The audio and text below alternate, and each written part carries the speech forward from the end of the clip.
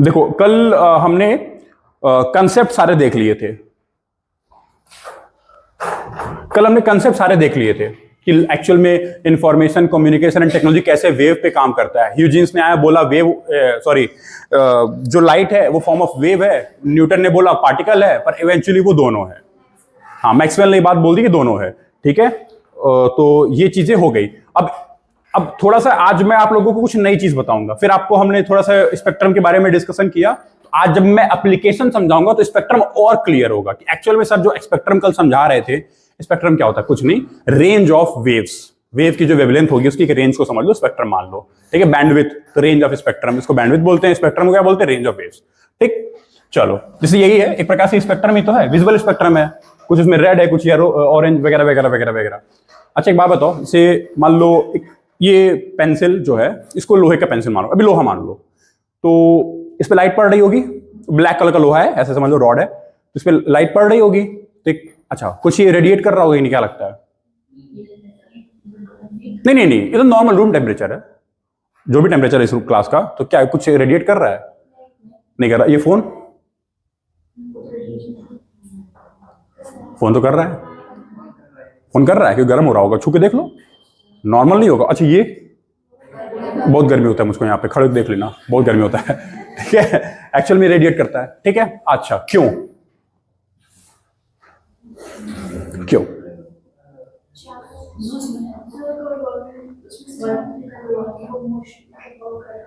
देखो सिंपल सी बात है, एकदम सिंपल सी चीज है। मैं आपको एक 3 मिनट की वीडियो दिखाता हूं, वो है इंग्लिश में।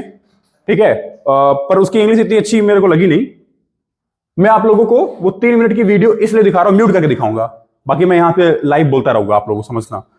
ठीक है, पूरा का पूरा आईसीटी 3 मिनट की वीडियो में खत्म हो जाएगा, क्योंकि कल वो वीडियो बड़े, मैं सोच रहा था कोई 1-2 वीडियो दिखा दूं, कि कुछ चीजें ना इमेजिन करना बड़ा टफ हो जाता है। क्या था, मैंने क्या डाला था यूट्यूब पे? हाँ, याद आ गया, यूट्यूब है ना, ये क्या है? नहीं, यूट्यूब नहीं है ना ये।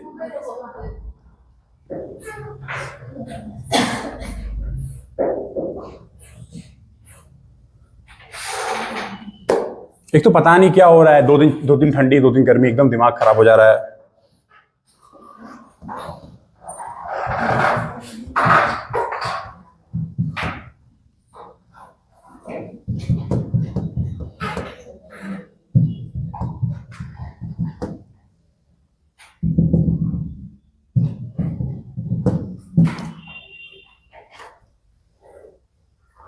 अरे भाई, कहाँ गया वो video?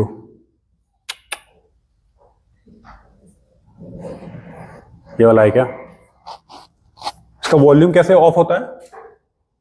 Light is commonly defined as an electromagnetic wave. इसका वॉल्यूम कैसे वो होता है कम? हाँ, अरे यहां से मेरे को पता है कैसे करो। हाँ, कुछ हुआ तो देखो।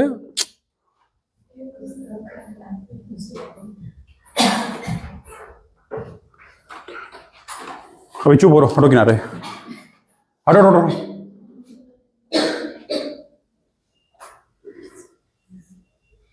मैं आप लोग को बताता हूं क्या है एक्चुअली में। अरे हटो भैया, हर एक पार्टिकल में एक इलेक्ट्रॉन होगा, सॉरी, हर एक एलिमेंट में कुछ इलेक्ट्रॉन्स होंगे। तो समझ लो ये एक चार्ज पार्टिकल है। ठीक है, अब ये चार्ज पार्टिकल है, तो इसके अगल बगल ये जो हरा हरा दिख रहा है, ये उसकी इलेक्ट्रिक फील्ड है। ठीक है, जहां पे वो चार्ज हमको फील कर पाते हैं। ठीक, तो ये फील्ड है। अब इसका डायरेक्शन वगैरह छोड़ो, हाँ, उसको डायरेक्शन छोड़ दो, वरना एकदम डायरेक्शन हमको जानना ही नहीं है।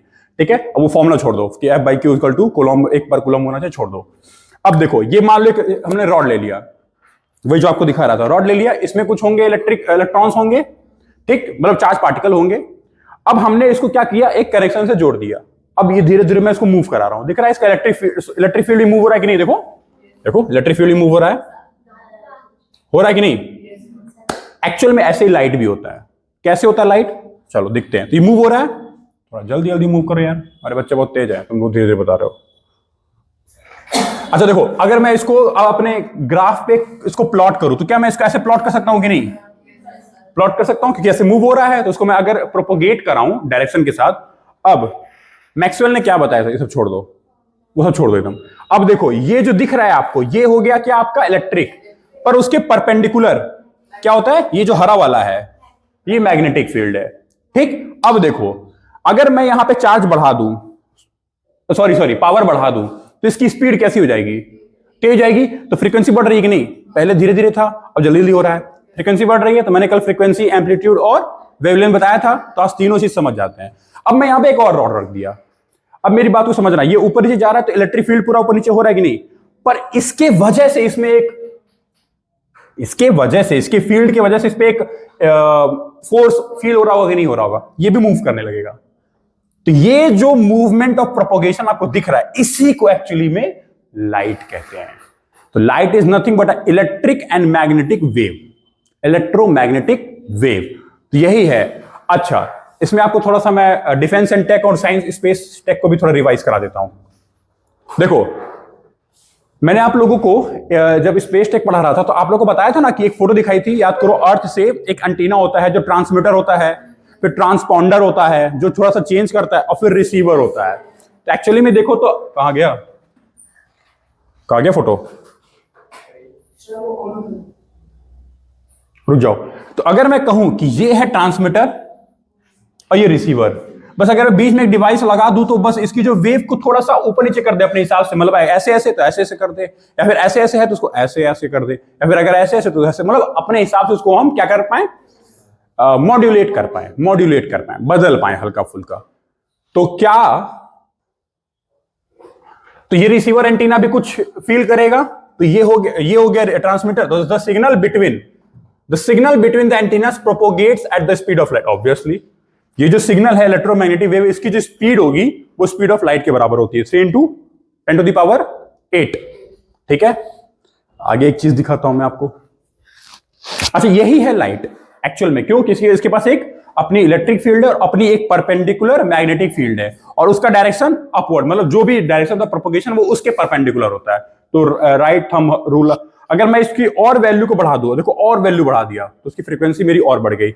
अब देखो ये जो लाल कलर का है ना, ये इसके परपेंडिकुलर में,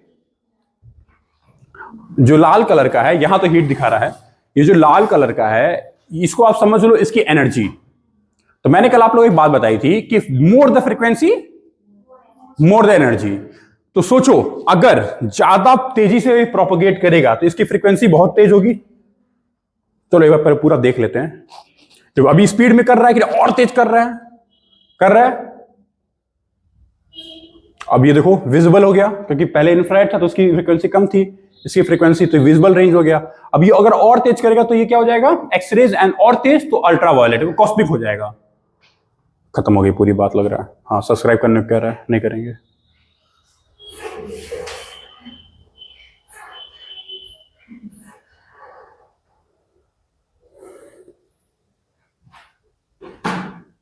जाएगा नहीं क्या ये, सब्सक्राइब करा के मानेगा क्या ओ भैया?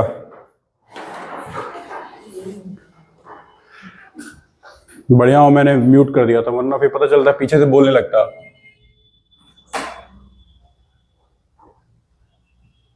चलो अब नहीं बोलेगा। तो अब आप लोगों को मैं आज एक कहां गया मेरा,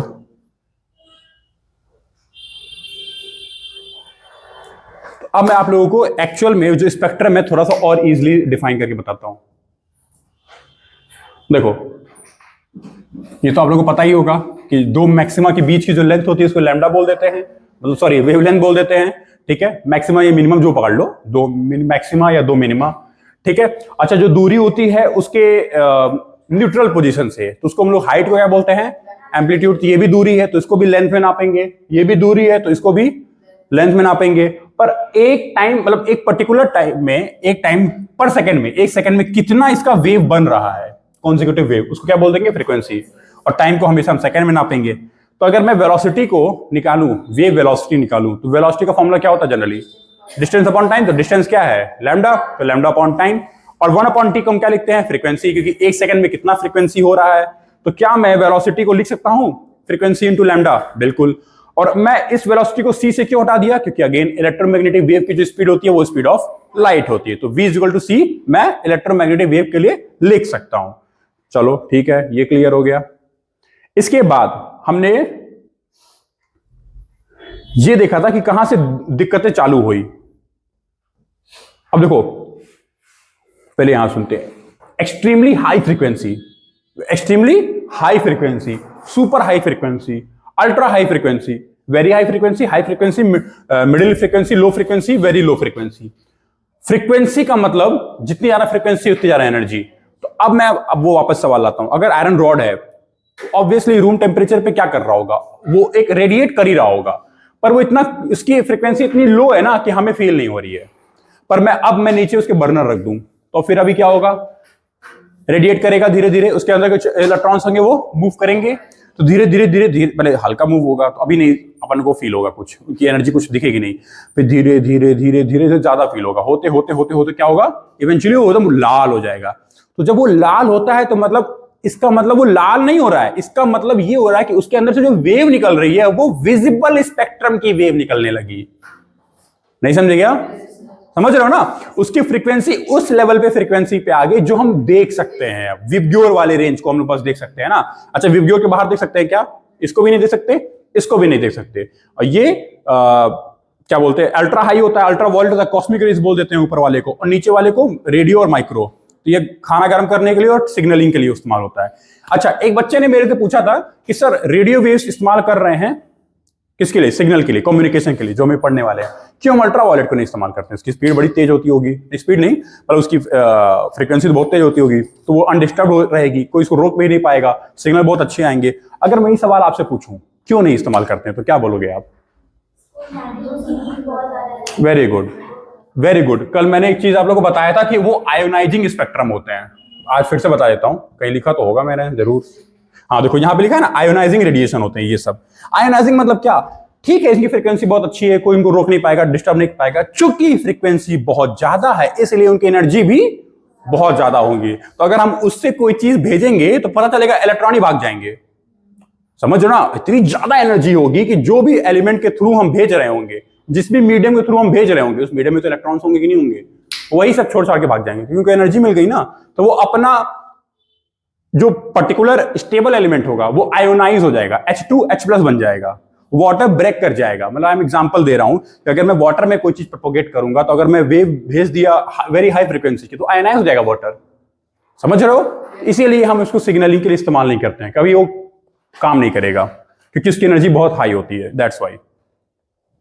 ठीक, फिर यहां पे कल मैंने एक आप लोगों को क्वेश्चन भी दिया था कि यहां पे आप देखोगे 3 गीगाहर्ट्ज से 30 गीगाहर्ट्ज। हमारे फोन का आजकल जब खरीद रहे होगे आप लोग नए नए फोन, तो उसमें आता होगा कि it is 1.2 gigahertz processor, 2.4 gigahertz processor, 3.6 gigahertz processor. तो प्रोसेसर तो सभी छोड़ दो उसको कि इतनी फ्रीक्वेंसी पे काम कर सकता है, पर उसमें एक बैंडविड्थ स्पेक्ट्रम भी होगा कि नेटवर्क को पकड़ने वाला 5G 4G।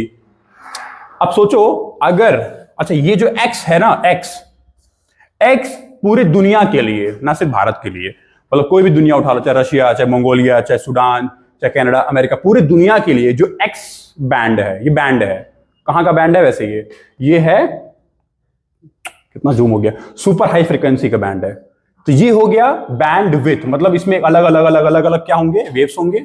तो इस बैंड विड्थ को जब हमने इलोंगेट किया तो अलग अलग बैंड मिल रहे हैं, L band, S band, C band, X, Q, K, K, whatever। अब बोलोगे सर इसको किस बात पे डिफाइन किया गया, ये क्यों L है, क्यों इसको P नहीं बोल दिए, क्यों इसको N? हमको इससे मतलब नहीं है, क्योंकि इसको डिफाइन, इसको ऐसे रट लो, ऐसे ही होता है ये। एक्चुअली में किसी ने नाम रखा होगा इसको किसने नाम रखा है? ITU ने, इंटरनेशनल टेलीकॉम यूनियन, उन्होंने रखा है। या फिर 3GPP करके एक सोसाइटी है, इंटरनेशनल सोसाइटी है 3GPP, उन्होंने नाम रखा है। तो X बैंड पूरी दुनिया के लिए फिक्स है, वो किसके लिए इस्तेमाल होगा? सिर्फ और सिर्फ डिफेंस के लिए। हम और आप अगर यूज कर लिए जेल चले जाएंगे, इसीलिए टेररिस्ट ऑर्गेनाइजेशन यूज करती है, बातें सुनने के लिए, इंटरसेप्ट करने की कोशिश करती है। ठीक है, और L और S बैंड किस लिए होती है? ये सैटेलाइट के लिए इस्तेमाल होता है। ये जो शुरुआत का जो है ये सैटेलाइट के लिए इस्तेमाल होता है। इसीलिए देखो जो निसार सैटेलाइट आप लोगों को मैंने बताया था, लिखवाया था, उसमें L बैंड और S बैंड, तो L नासा कर रहा था, S इसरो कर रहा था, मतलब तो ये होता है L और S बैंड सैटेलाइट, जिसमें उसमें आप लोग समझ लो कम्युनिकेशन के लिए इस्तेमाल करते हैं हम लोग, जनरल कम्युनिकेशन। ठीक है, और C बैंड भी हम लोग इस्तेमाल करते हैं कम्युनिकेशन के लिए ही। फिर और तो देखो अगर बहुत ज्यादा हाई फ्रीक्वेंसी होगी तो वो रेडियो एस्ट्रोनॉमी और रडार लैंडिंग सिस्टम जैसे इस्तेमाल होगा, तो सैटेलाइट के लिए होता है, ये भी सैटेलाइट के लिए होता है। अब यहां से लेके यहां तक हम टेलीकॉम के लिए इस्तेमाल करते हैं, नेविगेशन के लिए। अब ये आ गया रेडियो, AM FM, जो आप लोग जानते होंगे AM FM, और ये हो गया नेविगेशन, ठीक है, जो वो शिप वगैरह चलती है ना, शिप पानियों में, तो उन लोगों के लिए होता है ये सब, ठीक है। चलो ये भी हमारे लिए इतना ज्यादा इंपॉर्टेंट नहीं था। अच्छा ये आप लोगों को थोड़ा समझाना, ये मैंने क्या बनाया, कोई उसको बताएगा ये दो वेव है वेव तो है, क्या है ये वेव? वेरी गुड, एक की फ्रीक्वेंसी, एक की, इसकी लो है, इसकी ज्यादा है। वेवलेंथ में क्या डिफरेंस है?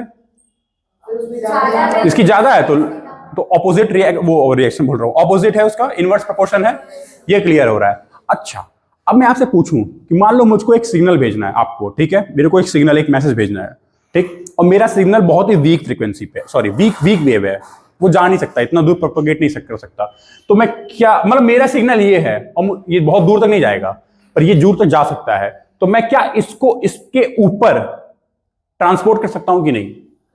जिस दिन ये टेक्नोलॉजी आ गई थी उसी दिन कम्युनिकेशन में रिवॉल्यूशन हो गया था। फॉर एग्जांपल, एक घर से दूसरे घर अगर खत फेंकना हो, ऐसे कागज का टुकड़ा, तो कई बार होता है ना कि आप अपने डायरेक्शन में फेंक नहीं पाते हो, इधर उधर हवा से उड़ के चली जाती है, तो लोग करते क्या है, उसमें ढेला कंकड़ का प्रयोग करते हैं, फिर उसको रैप करते हैं और फिर फेंकते हैं, तो वो जिसको चाहिए होती है उसको मिल जाती है, समझ रहे हो? तो देखो लोग बहुत स्मार्ट थे, तो भेजना क्या था, लेटर भेजना था, पर किसके थ्रू भेजा?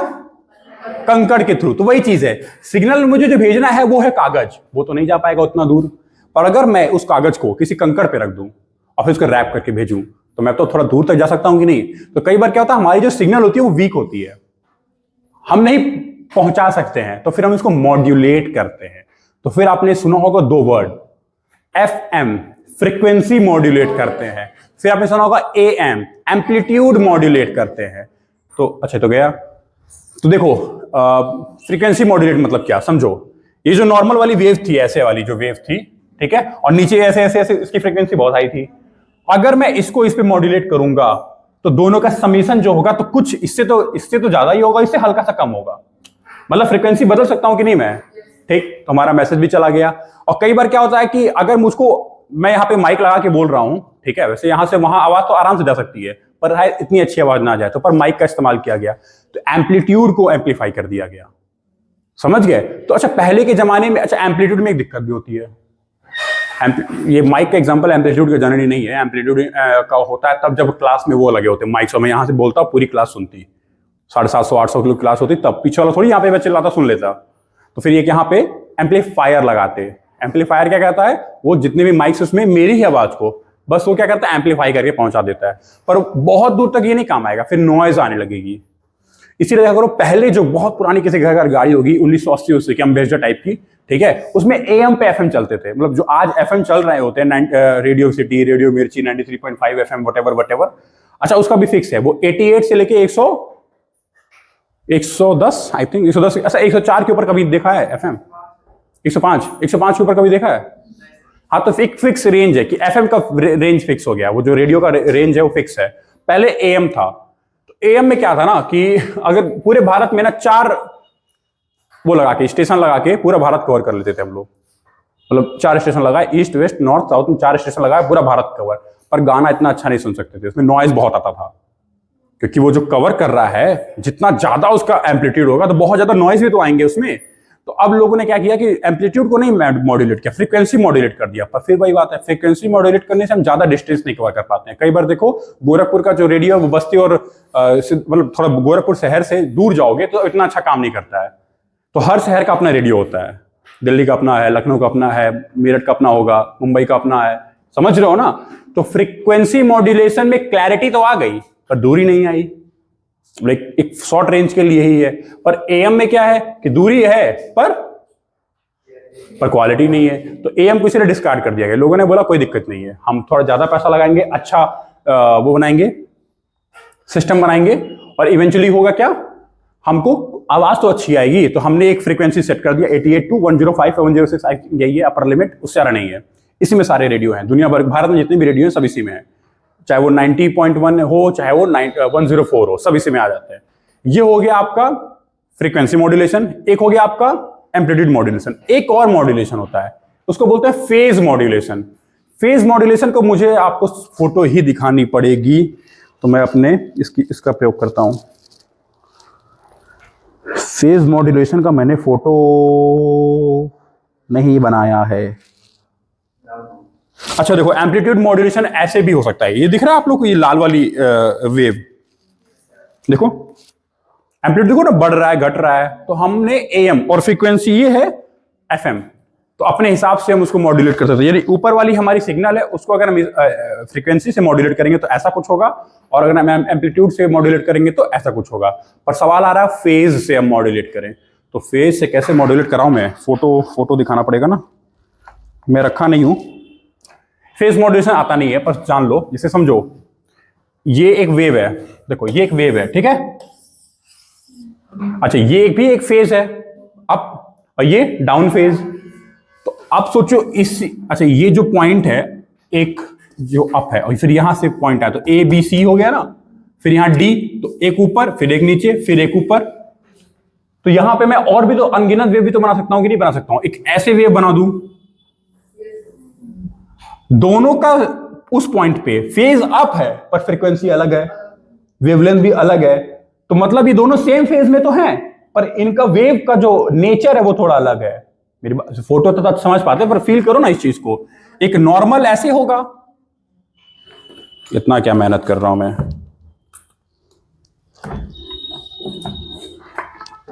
देखो देखो,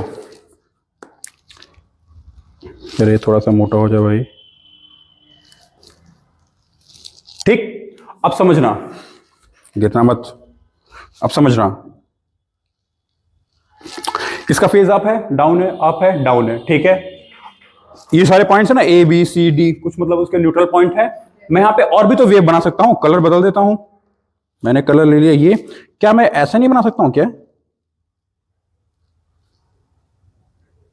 देखो है तो सेम, पर वेव का देखो फेज अलग हो गया कि नहीं, हल्का सा उसका बदल गया। अच्छा ये मैं बोलूंगा कि हल्का सा फेज बदला है, मतलब है दोनों सेम फेज में, मतलब ऊपर वाला ऊपर के साथ है, नीचे वाला नीचे के साथ है, थोड़ा सा बस उनकी एम्पलीट्यूड में डिफरेंस है। तो एम्पलीट्यूड थोड़ा सा डिफरेंस है। अगर मैं यही चीज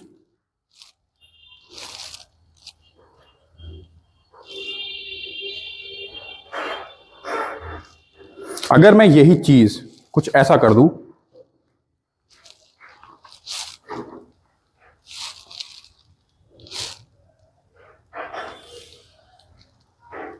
अब ये कंप्लीट ऑपोजिट फेज है, तो न्यूट्रलाइज नहीं कर देगा, इसका जो नेट इफेक्ट होगा क्या होगा? जीरो होगा। तो फेज मॉड्यूलेशन को भी इस्तेमाल करते हैं, मतलब अपने सिग्नल को भेजने के लिए, ठीक। समझ रहे हो ना कि ये भी तरीका हो सकता है। तो एक मैंने दिखाया कि हल्का फुल्का बस बदलाव हो रहा है, मतलब एक एम्पलीट्यूड मान लो 5 है, ऊपर वाले का 5 है मान लो, तो इसका 10 है, इसका 5, इसका मान लो 2 है तो ये 7 है, इसका मान लो 1 है तो ये 4 है, माइनस में भी वही ले लो। पर यहां पे क्या अगर ये +5 से -5, प्लस अगर मान लो ये +5 तो ये -5, ये +4 तो ये -4, ये प्लस, तो उसका जो नेट वेव आएगा वो कैसा आएगा? फ्लैट आएगा, जीरो आएगा, उसको कोई वैल्यू नहीं होगी, मतलब सिग्नल विल बी जीरो। तो ये हो गया। एक होता है डिजिटल,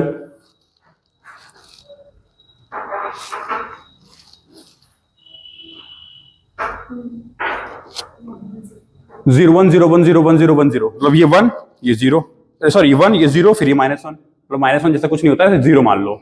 तो एक्चुअली मैंने गलत बना दिया, रुक जाओ एक सेकंड, रुक जाओ पहले बना लेता हूं फिर दिखाता हूं।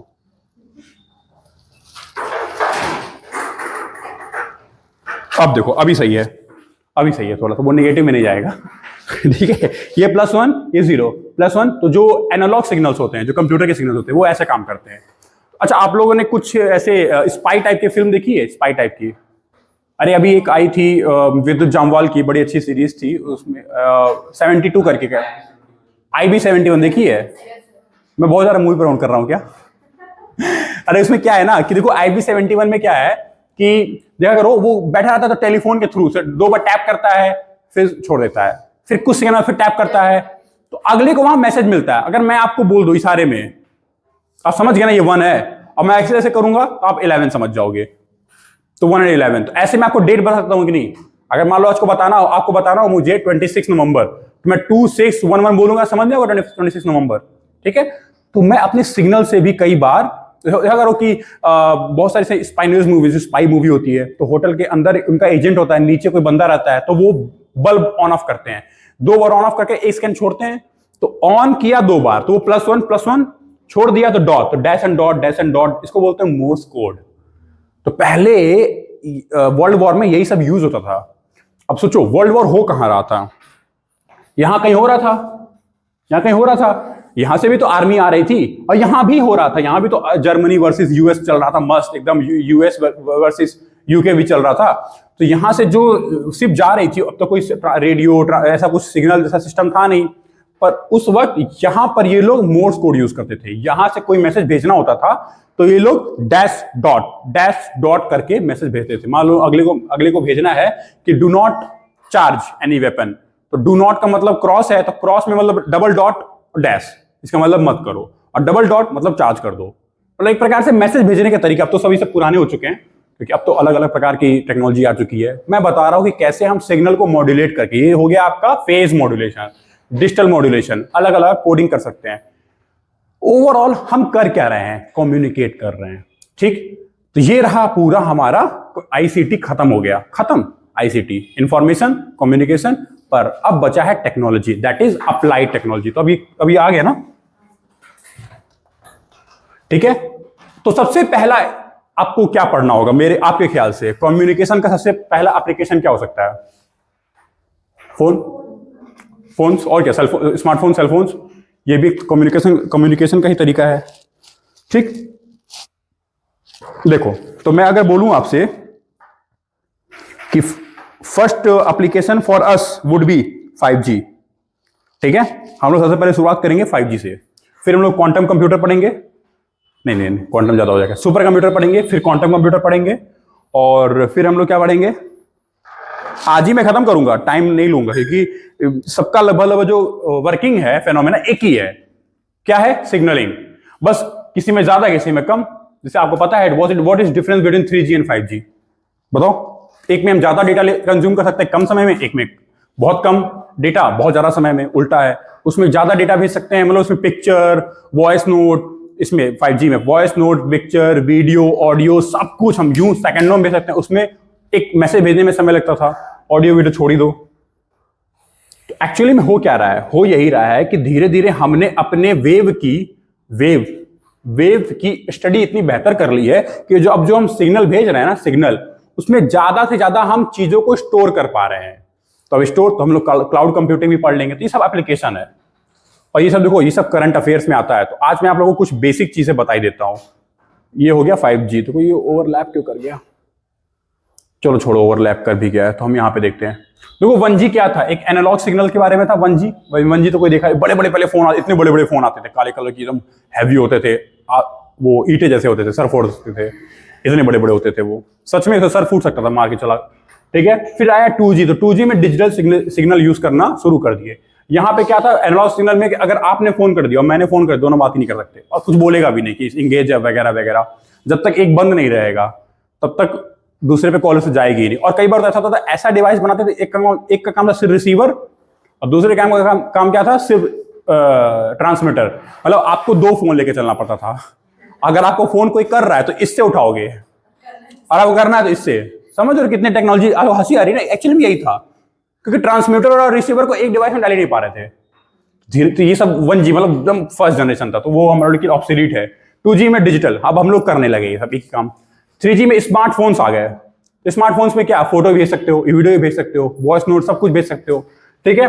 अब 4G में क्या हो गया ना कि कंप्यूटिंग फोन हो गए हैं। कंप्यूटिंग फोन मतलब अब देखो, एक कंप्यूटर और फोन में कोई डिफरेंस रह गया क्या? मेल वेल और बड़ी बड़ी वीडियोस और कोई एडिटिंग, फॉर्मेटिंग, अब आजकल अपने फोन में हम लोग कर सकते हैं, है कि नहीं। इवन टैबलेट भी तो एक प्रकार का क्या है, स्मॉल कंप्यूटर ही तो है। तो 4G मतलब क्या, एक ऐसा स्मार्टफोन जिसकी स्पीड भी तेज हो और कंप्यूटेशनल टेक्नोलॉजी उसके अंदर आ जाए।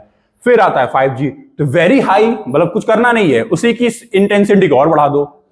कुछ हम लोग चलो डिफरेंसेस पढ़ लेते हैं। देखो ये सब डिफरेंसेस आएंगे नहीं पेपर में, थोड़ी बहुत ही बेसिक्स आए, डिफरेंसेस आते नहीं है, पर देखो आपके अंडरस्टैंडिंग के लिए क्यों? आपके अंडरस्टैंडिंग के लिए। अचानक से कोई करंट अफेयर में न्यूज आ जाता है कि स्पेक्ट्रम की नीलामी हो रही है, अब आप कहोगे व्हाट इज स्पेक्ट्रम, क्यों इसको ऑक्शन हो रहा है?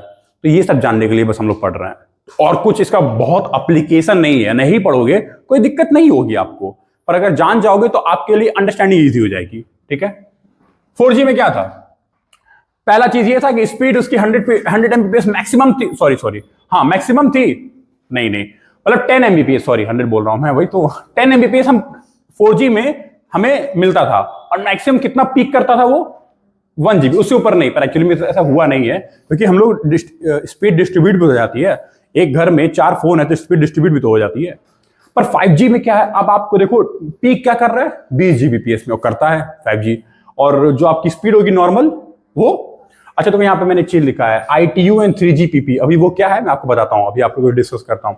इसमें क्या है, लेटेंसी। इसमें लेटेंसी मतलब क्या है, आपने कोई डिवाइस से कोई रिक्वेस्ट किया और वो डिवाइस कितने देर में आपको, टेक्निकली तो बहुत हार्ड होता है लेटेंसी को समझना, आपको लेमैन तरीके से मैं समझाऊं तो मैंने इस डिवाइस से रिक्वेस्ट किया, मैं करता नहीं, कभी कभी टैप करता हूं तो खुलता ही नहीं है फोल्डर, थोड़ी देर बाद खुलता है। मैं कुछ लिख देता हूं, थोड़ी देर बाद उसमें लिखाता है। तो इस डिवाइस का लेटेंसी थोड़ा ज्यादा है। पर ये देखो, इस पे टैबलेट पे मैंने जो आप इस पे करोगे बहुत स्पीड, क्योंकि इसका प्रोसेसर बहुत तेज है। तो कई एग्जैक्टली इसका प्रोसेसर जितना तेज रहेगा तो लेटेंसी उतना कम रहेगा। फॉर एग्जाम्पल देखो, अगर मैं इस पे कुछ लिखता हूं,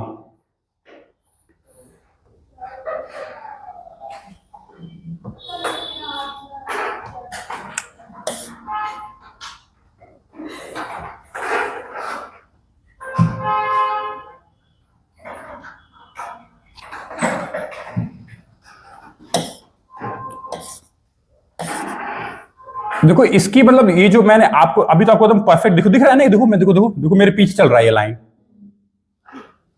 चल रहा है ना, इसी को एक्चुअली में लेटेंसी बोलते हैं। और देखो ऐसा नहीं कि वो पीछे ही रुक जाएगा, मैं जहां पे हाथ हटाऊंगा वहीं पे रुकेगा। देखो इसमें छोड़ दो, तो पीछे चल रहा है, पीछे चल रहा है, मैं हाथ यहां हटाऊंगा ना वहीं पे आएगा वो। तो अभी स्लो रिस्पॉन्डिंग है। ठीक है, दूसरी डिवाइस में देखते हैं इसके लेटेंसी क्या है। इसमें तो मेरा हाथ नहीं लगेगा क्योंकि मैंने हाथ ऑफ करके रखा है। मान लेते हैं, देखो एकदम 7 मिनट के आगे चल रहा है, दिख रहा है, एकदम डिफरेंस आपको पता ही नहीं चलेगा। तो जितना ज्यादा आपकी जितनी कम आपकी लेटेंसी होगी, आपकी इफेक्टिव, जैसे आप पेन से लिखते हो तो ऐसा थोड़ी कि ए लिख दिया तो बाद में ए लिखाता है, वो एकदम लाइव होता है ना, लाइव। कई बार ऐसे मैच में भी होता है, मैच अगर साउथ अफ्रीका में होता है तो मैं आपको बता रखा हूं सैटेलाइट की वजह से डिले होता है, तो वो तो अलग लेटेंसी है। तो लेटेंसी हर डिवाइस में होता है। ठीक है, तो 5G में ना इस लेटेंसी को मल्टीपल टाइम्स कम कर दिया 5G ने, 4G में थोड़ी ज्यादा थी। ठीक, दूसरी चीज 4G में ना आप एक वक्त में मुश्किल से कितने डिवाइस कनेक्ट कर सकते थे, एक लिमिटेड नंबर था। मतलब कि बहुत ज्यादा डिवाइस कनेक्ट करोगे तो फिर 4G का मतलब ही नहीं रह जाएगा। ठीक है, अच्छा यहां लिखा तो है मैंने, time taken by network to respond. तो आप लोग कितने लोग पबजी खेलो, गेम खेलो, उसमें पिंग रेट आता है, पिंग रेट वही है वो पिंग। जितना कम पिंग होता है उतना अच्छा गेम चलता है, मस्त। और पिंग बहुत हाई रहता है, अगला मार के चला आप खड़े रहते हो, थोड़ी देर बाद और भर गए, होता है कि नहीं? ठीक है, तो ये चीज है कनेक्टिंग। अच्छा इसको, इसमें एक वक्त में जैसे मान लो 1 किलोमीटर स्क्वायर एरिया है, तो एक वक्त में कितना फोन कनेक्ट हो जाएगा, मुश्किल से 1 लाख। पर अगर वही 5G रहेगा तो आप 10 लाख डिवाइस कनेक्ट कर सकते हो। देख रहे हो कितना ज्यादा इसमें ये वो है, आपका हेल्पफुल है। ठीक, अच्छा चलो अब स्पेक्ट्रम की बात कर लेते हैं। जनरली 3 गीगाहर्ट्ज इसकी स्पेक्ट्रम की अवेलेबिलिटी होती है, मतलब जो बैंड है वो 1 गीगाहर्ट्ज से 1 से 4, तभी तो 3 गीगाहर्ट्ज होगा, 1 से 4, तो 3 गीगाहर्ट्ज की अवेलेबिलिटी होती है। इसमें पता कितना अवेलेबिलिटी होती है, कहां गया, 30 गीगाहर्ट्ज की, मतलब 1 से 31, 30 गीगाहर्ट्ज। उसको भी हम लोग अलग अलग बैंड में बांटे हैं। लो बैंड मतलब 1 गीगाहर्ट्ज तक, मिडिल बैंड मतलब 1.1 से 2.4 गीगाहर्ट्ज। ठीक है, मिडिल में एक और आ गया 3.5 to 6 गीगाहर्ट्ज। हाई में आ गया आपका 20 to 40 गीगाहर्ट्ज। देखो ये थोड़ा याद करना पड़ेगा, इसीलिए मैंने इसको लिखा भी स्पेसिफिकली। इसमें कुछ चीजें मुझे आपको बतानी भी है। ये फर्स्ट जनरेशन के लिए इस्तेमाल किया गया था। क्या भैया, अपने मन से ही चलता है एकदम। ठीक, फर्स्ट जनरेशन के लिए इस्तेमाल किया गया था, और सेकेंड जनरेशन के लिए भी, थर्ड जनरेशन के लिए भी, फोर्थ जनरेशन के लिए भी, 5th जनरेशन के लिए भी इस्तेमाल किया गया यही बैंड। मतलब उसी बैंड, जिसे आप समझ लो आपने कोई पुरानी गाड़ी खरीदी है, ठीक है, और उसकी जो आपने अब इक्विपमेंट्स यूज कर रहे हो, क्या बोल सकते हैं, कंपोनेंट्स यूज कर रहे हो, वो आज के टेक्नोलॉजी का है। मोटर वोटर आज का लगवा दियो, इंजन आज, तो बॉडी की जो गाड़ी की जो बॉडी है वो तो पुरानी है, सारी चीजें नहीं है, तो परफॉर्मेंस भी नई जैसी हो जाएगी, नहीं हो जाएगी। पर कब तक? जब तक बॉडी आपका साथ देगी, क्योंकि वो तो पुरानी है ना इवेंचुअली। तो वही समझ लो बॉडी है, तो इसका जो रेंज है, मतलब इसका जो बैंडविड्थ स्पेक्ट्रम है वो तो पुराना ही था, उसमें 1G भी किया गया। एक सेकेंड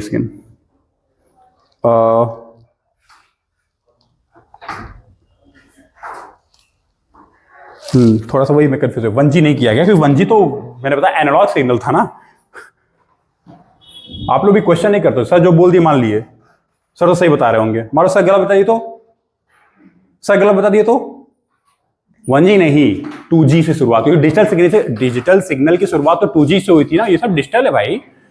तो इस पे 2G में काम हुआ, ठीक है। इसी को इंप्रोवाइज करके 3G कर दिया गया, इसी को इंप्रोवाइज करके 4G, और इसी को इंप्रोवाइज करके आज 5G का भी काम लिया जा रहा है, पर बहुत कम, क्योंकि इसकी स्पीड, इस पे बहुत ज्यादा क्राउड आ जाएगा, तो फिर आपका 5G 2G जैसा हो जाएगा। ये आता है मिडिल बैंड। तो इसमें देखो, अब देखा करो आप लोग, ये जो था जब पहली बार 3G आपके फोन में आया होगा तो 2.54 गीगाहर्ट्ज लेके आया होगा, कभी अगर याद होगा तो। 3G इसी पे, और इसी को 4G, इसी को, अच्छा 3G के बाद ना हमारे पास 4G नहीं आया था, हमारे पास 3G प्लस आया था, H+ आया था, वेरी गुड। तो वो यही था 2. हाँ 5G प्लस तो आ चुका है, और ये मेरे में 5G माइनस भी हो जाऊंगा यहाँ पे। ये क्यों हिल जाता है इतना? आप लोग चढ़ते हो क्या इस पे?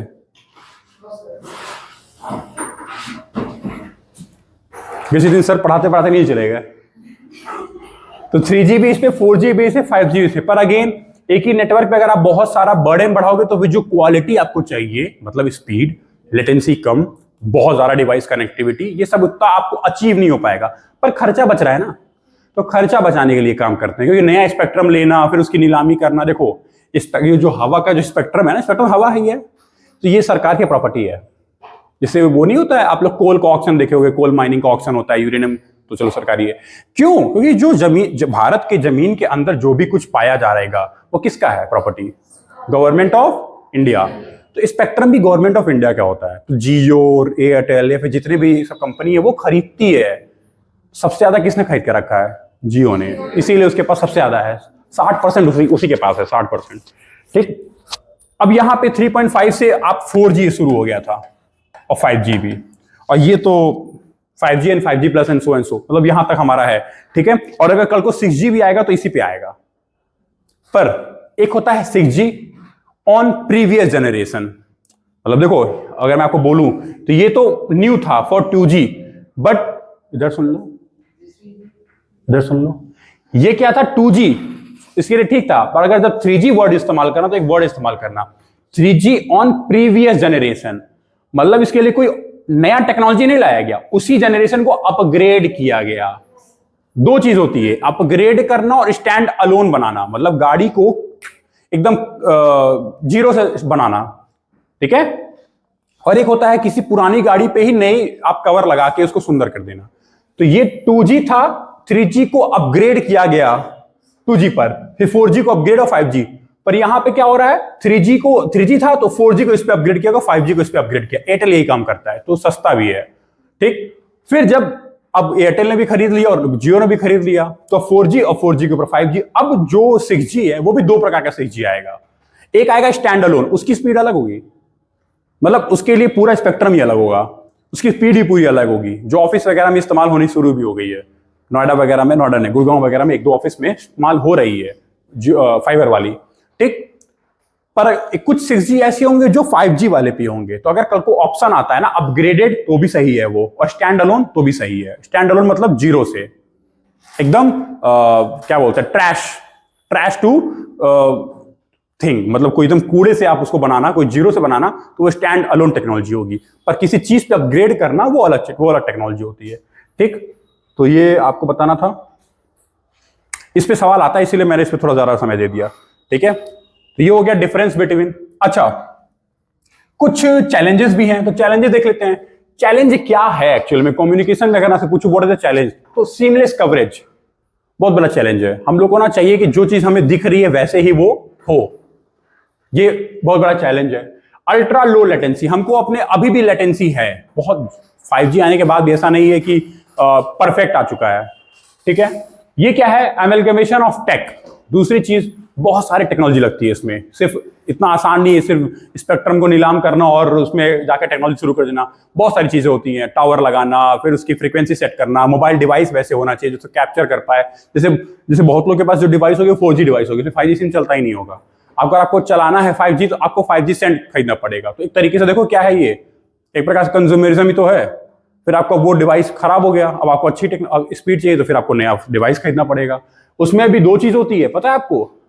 आप इस चीज को फील किए हो कि नहीं? मैंने तो पर्सनली फील किया है। मेरे घर में लगभग ऑलमोस्ट सारे ब्रांड हैं।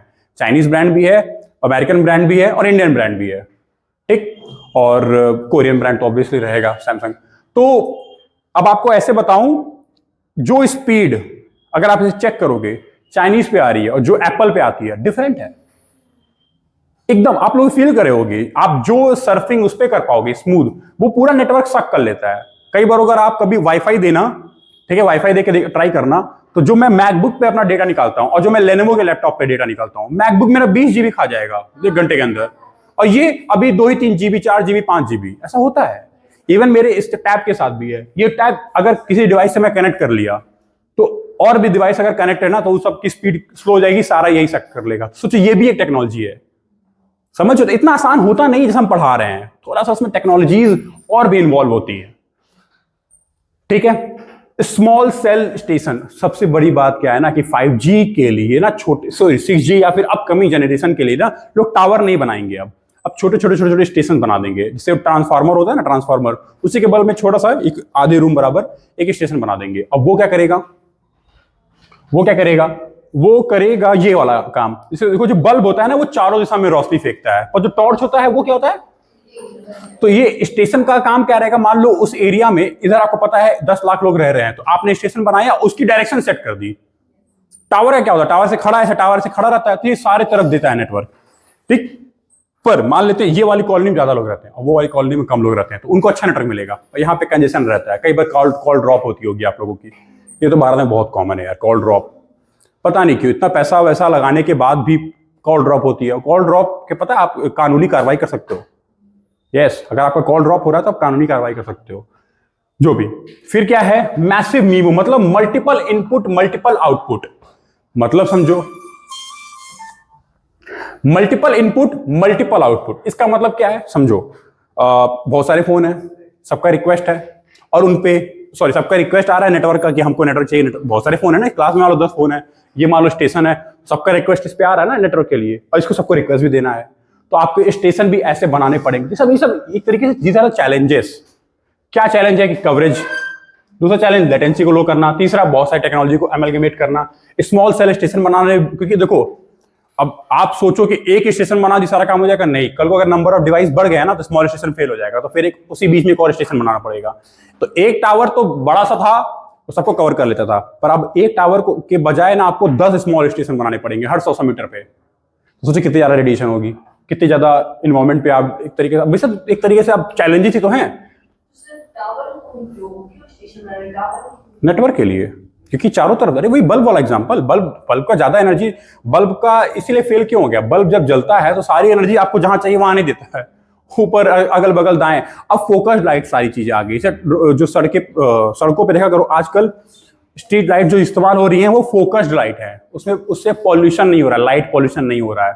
और जहां रोशनी चाहिए सड़क पे वहीं रहे, ऊपर क्या करने के लिए जाता है? वो सड़क पे ना गाड़ी चला रहे हैं कि हवा में चला रहे हैं, तो सड़क पे ही सारी रोशनी रहे, तो इससे एनर्जी वेस्ट भी कम होता है। तो इसीलिए focused light, focused on wireless signal बहुत जरूरी है। और एक और चीज, आप सोचो ना, जितना ज्यादा वो एरिया कवर करेगा उतना नॉइज भी तो होगा, जितना कम एरिया कवर करेगा उतना कम नॉइज होगा, और उतना अच्छा डिलीवर कर पाएगा। नेटवर्क की डिलीवरी भी तो अच्छी हो जाएगी, सीमलेस कवरेज हमको चाहिए ना, ठीक है। अच्छा, एक बहुत अच्छा कंसेप्ट है नेटवर्क स्लाइसिंग। इस फोटो को 1 मिनट देखो, मैं एक इंपॉर्टेंट कॉल है।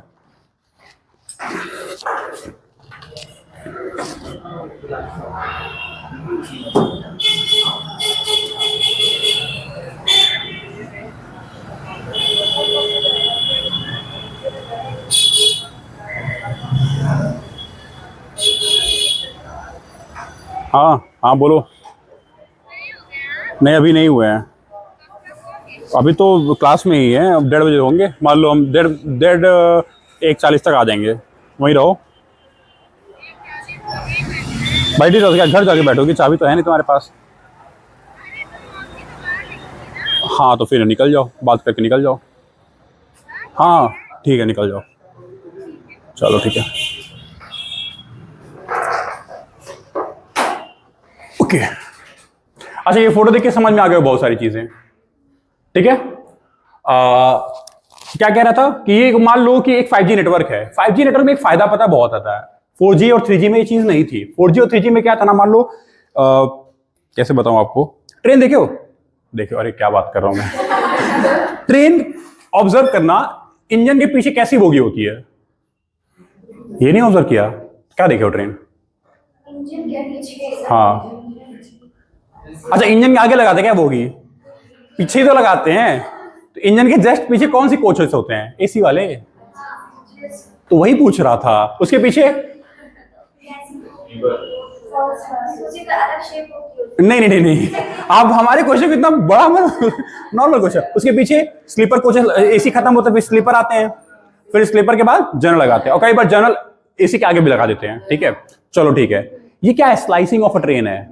स्लाइसिंग ऑफ अ ट्रेन मतलब एक ट्रेन में अगर आपको आपका मान लो टिकट AC3 में है, तो आप इन्हीं के सीधे जाके स्लीपर में घुस गए, फिर सारे भीड़ भड़का से होते होते होते होते और इवेंचुअली आप जा नहीं पाओगे क्योंकि स्लाइस्ड है। फिर आपको उतरना पड़ेगा आखिरी बोगी से, फिर चढ़ना पड़ेगा, और इसीलिए आपको फिर नंबर देते हैं B3 कोच ये।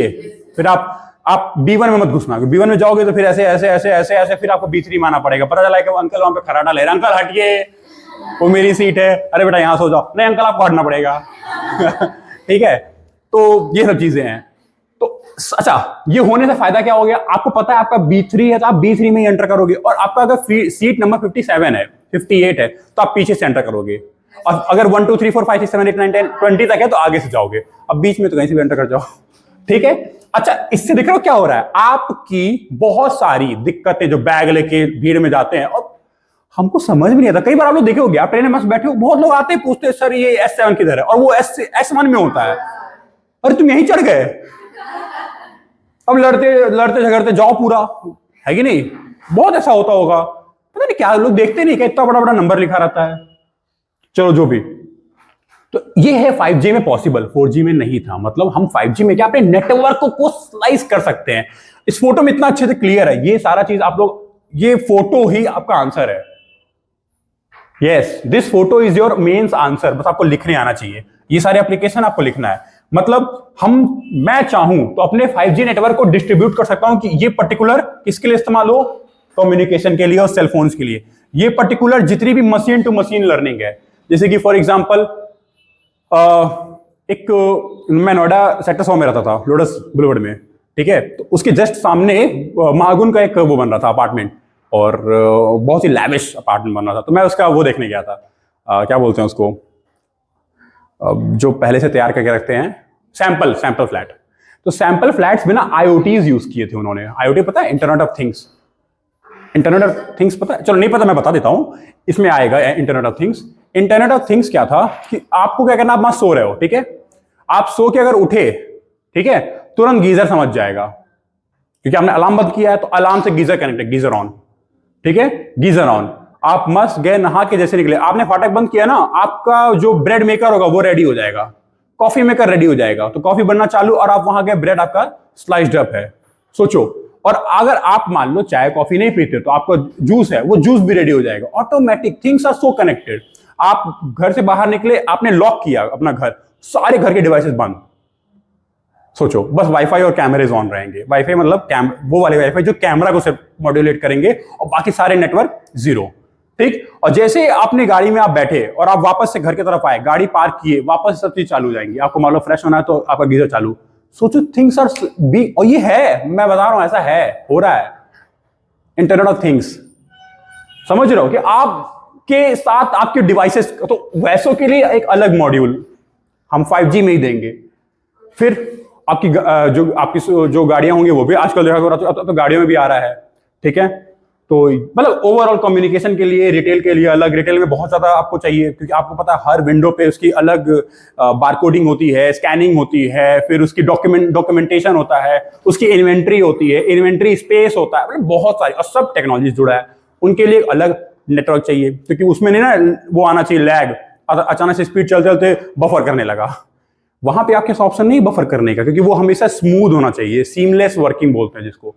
ठीक, ये हो गया। और क्या, ऑटोमोटिव, मेडिकल। हाँ, अब ये सब वही, मतलब आप अलग अलग सेक्टर में कैसे इस्तेमाल कर सकते हो, ये 5G में पॉसिबल है, 4G में नहीं था।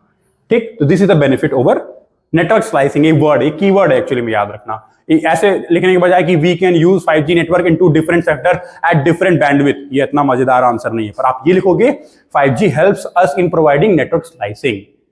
Network slicing is a keyword, तो ये कीवर्ड आपने आंसर में इस्तेमाल, यही ये रहा, that we can distribute the usage of network into 1 2 3 4 example. ये हो गया आपका परफेक्ट आंसर। आपने इधर पॉइंट्स लिख दिए, इधर एग्जांपल लिख दिए और इधर कीवर्ड का इस्तेमाल हो गया। और अच्छा आंसर डालना है तो यहां से एक चीज उठा लो कि हम लोग वहां पे multiple input multiple output possible करा सकते हैं। मतलब एक तरीके से अगर कोई रिक्वेस्ट आ रहा है, कल को रिक्वेस्ट बढ़ती तो आउटपुट भी बढ़ जाएगी। समझ गए? जैसे मान लो कि आप अपने एक वॉशरूम में ऑक्युपाइड हो, आपका गीजर ऑन है और एक और लोग को नहाना है, तो ऑटोमेटिक वो दूसरा गीजर भी दूसरे वॉशरूम में ऑन हो जाएगा। तो रिक्वेस्ट बढ़ा तो आउटपुट भी बढ़ गया। समझ रहे हो? तो this is smart technology, internet of things. ठीक है, ये हो गया। अच्छा, these are the features and these are the challenges as well. कुछ आपको टेक्निकल चैलेंजेस, मैंने यहाँ पे स्पेस छोड़ा, आपको समझ गए होगे क्यों।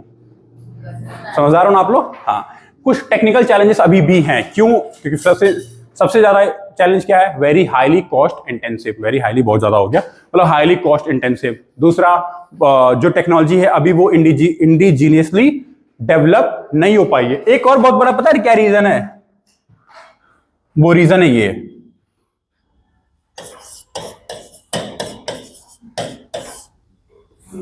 लड़ाई।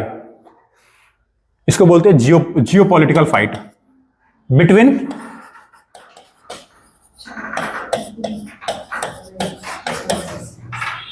यूएसए के पास 4G की सारी सुविधाएं हैं, मतलब ये 4G प्रो कंट्री है, और एक्चुअल में देखो तो ये 5G अपने 4G पे ही डेवलप कर रहा है और 6G को 5G पे डेवलप कर रहा है। बट चाइना ने लीप लिया, लीप मतलब 3G से सीधे इसने स्टैंड अलोन 5G। तो अगर भारत को 5G के लिए किसी देश से वो लेना होगा हेल्प, तो वो चाइना की तरफ जाना चाहिए। जियो पॉलिटिकल को थोड़ा सा दिमाग से किनारे रखो, तो ये भी एक बहुत बड़ा रीजन है हमारे लिए। तो आप देखो यहाँ पे इंटरनेशनल रिलेशंस का भी एक वो आ गया, हिस्सा आ गया। समझ रहे हो? इंटरडिसिप्लिनरी अप्रोच आपको लेके चलना पड़ेगा। क्योंकि देखो आपने हुआवे का नाम सुना होगा, 5G में बहुत आगे हुआवे कंपनी, अरे हुआई बोलते हैं जिसको, हुआई कंपनी बहुत आगे है 5G में। और ZTE आप लोगों ने सुना होगा, ZTE टेक्नोलॉजी, वो भी बहुत आगे है। ठीक है, आप लोगों ने सोनी एरिक्सन, एक बहुत पहले कंपनी आती थी, उसमें सोनी तो हटा दो, सोनी तो है ही, एरिक्सन है। एरिक्सन भी 5G टेक्नोलॉजी बहुत आगे, तो वो यूरोपियन कंपनी है। भारत में जो भारतीय एयरटेल है वो हुआवे का हेल्प ले रही है, और जो जियो है वो एरिक्सन का हेल्प ले रही है। तो मतलब समझ रहे हो क्यों? क्योंकि वही वाली बात है, ऑक्शन, महंगाई, सब कुछ देखना है। ये चीप है, ये बहुत कॉस्टली है, ठीक है, बट फिर इसकी कोई गारंटी नहीं है, सारा डेटा चोरी कर लेगा, और है ये, मतलब समझ रहे हो what I am trying to tell, कि आपको यहाँ पे अब थोड़ा सा सिर्फ साइंस एंड टेक की बातें नहीं लिखनी होंगी, आपको थोड़ा सा IR का भी नॉलेज होना चाहिए, क्योंकि आपको पता ही नहीं कि व्हाट इज द, ये दोनों के अंदर क्या कोऑपरेटिव क्या बोलते हैं कि फ्रेंडशिप है या फिर कॉम्पिटिटिव फ्रेंडशिप है, आपको नहीं पता है तो आप आंसर नहीं लिख पाओगे। और आपको पता है तो आप उसको अच्छे तरीके से 2 से 3 लाइन में लिख पाओगे, और उसका impact will be the challenge for India. इसीलिए इंडिया देखो, और अभी जो क्या हुआ है, सेमीकॉन अभी हुआ है ना, बैंगलोर में नहीं, शायद गोवा में हुआ है, इस साल कहीं हुआ है, मतलब आप लोग देखना न्यूज में, हम लोग करंट अफेयर में देखेंगे, कहीं हुआ है, मेरे दिमाग से उतर रहा है। उसमें मोदी जी ने एक बात बोली थी कि we are going to develop indigenously 6G technologies, किसी का भी हम हेल्प नहीं लेंगे, मतलब हम इंडिजीनियस तरीके से ही अपने देश में 6G को, इसको बोलते हैं stand alone 6G, upgraded 6G नहीं। तो एक तरीके से 5G 4G में तो ये थे आगे, 5G में ही तो इंडिया के पास चांस किसमें है? 6G में। तो कल को दुनिया में जब 6G आएगा तो लोग किसका हेल्प लेंगे? इंडिया का। और इंडिया का सॉफ्ट पावर बहुत ज्यादा है। अफ्रीकन नेशन देखा करो, अक्सर कभी कुछ चूज करना हो ना तो वो इंडिया को चूज करते हैं, क्योंकि उनको लगता है कि यार ये देश है जिससे हम कुछ उम्मीद कर सकते हैं। वैक्सीन मैत्री, पता है आपको मैत्री योजना, वैक्सीन वाला। फिर जब भी कोई दिक्कत होती है तो भारत तुरंत पहुंच जाता है। फिर ग्लोबल साउथ का जो आवाज उठाता है भारत, G20 में अफ्रीकन यूनियन को जोड़ना, तो इन सब की वजह से ना एक सॉफ्ट कॉर्नर बन चुका है, सॉफ्ट हार्ट बन चुका है इंडिया को लेके। तो हमारे पास ऑप्शन है 6G के लिए भी इंप्रूव करना। तो कुछ ऐसे चैलेंजेस हैं जो आपको अलग अलग आयाम से देखने हैं। टेक्निकल चैलेंज तो है ही है, आपको जियो पॉलिटिकल टेंशन भी देखना पड़ेगा, क्योंकि ये घर बैठे आप टेक्नोलॉजी नहीं बना सकते हो। ये टेक्नोलॉजी घर बैठे नहीं बना सकते हो, इसके लिए you have to cooperate with other countries as well. ठीक है, चलो थोड़ा सा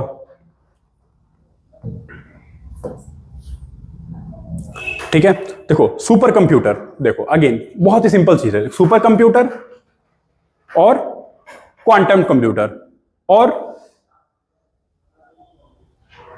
ब्लॉकचेन, और ये तो वही सेम है,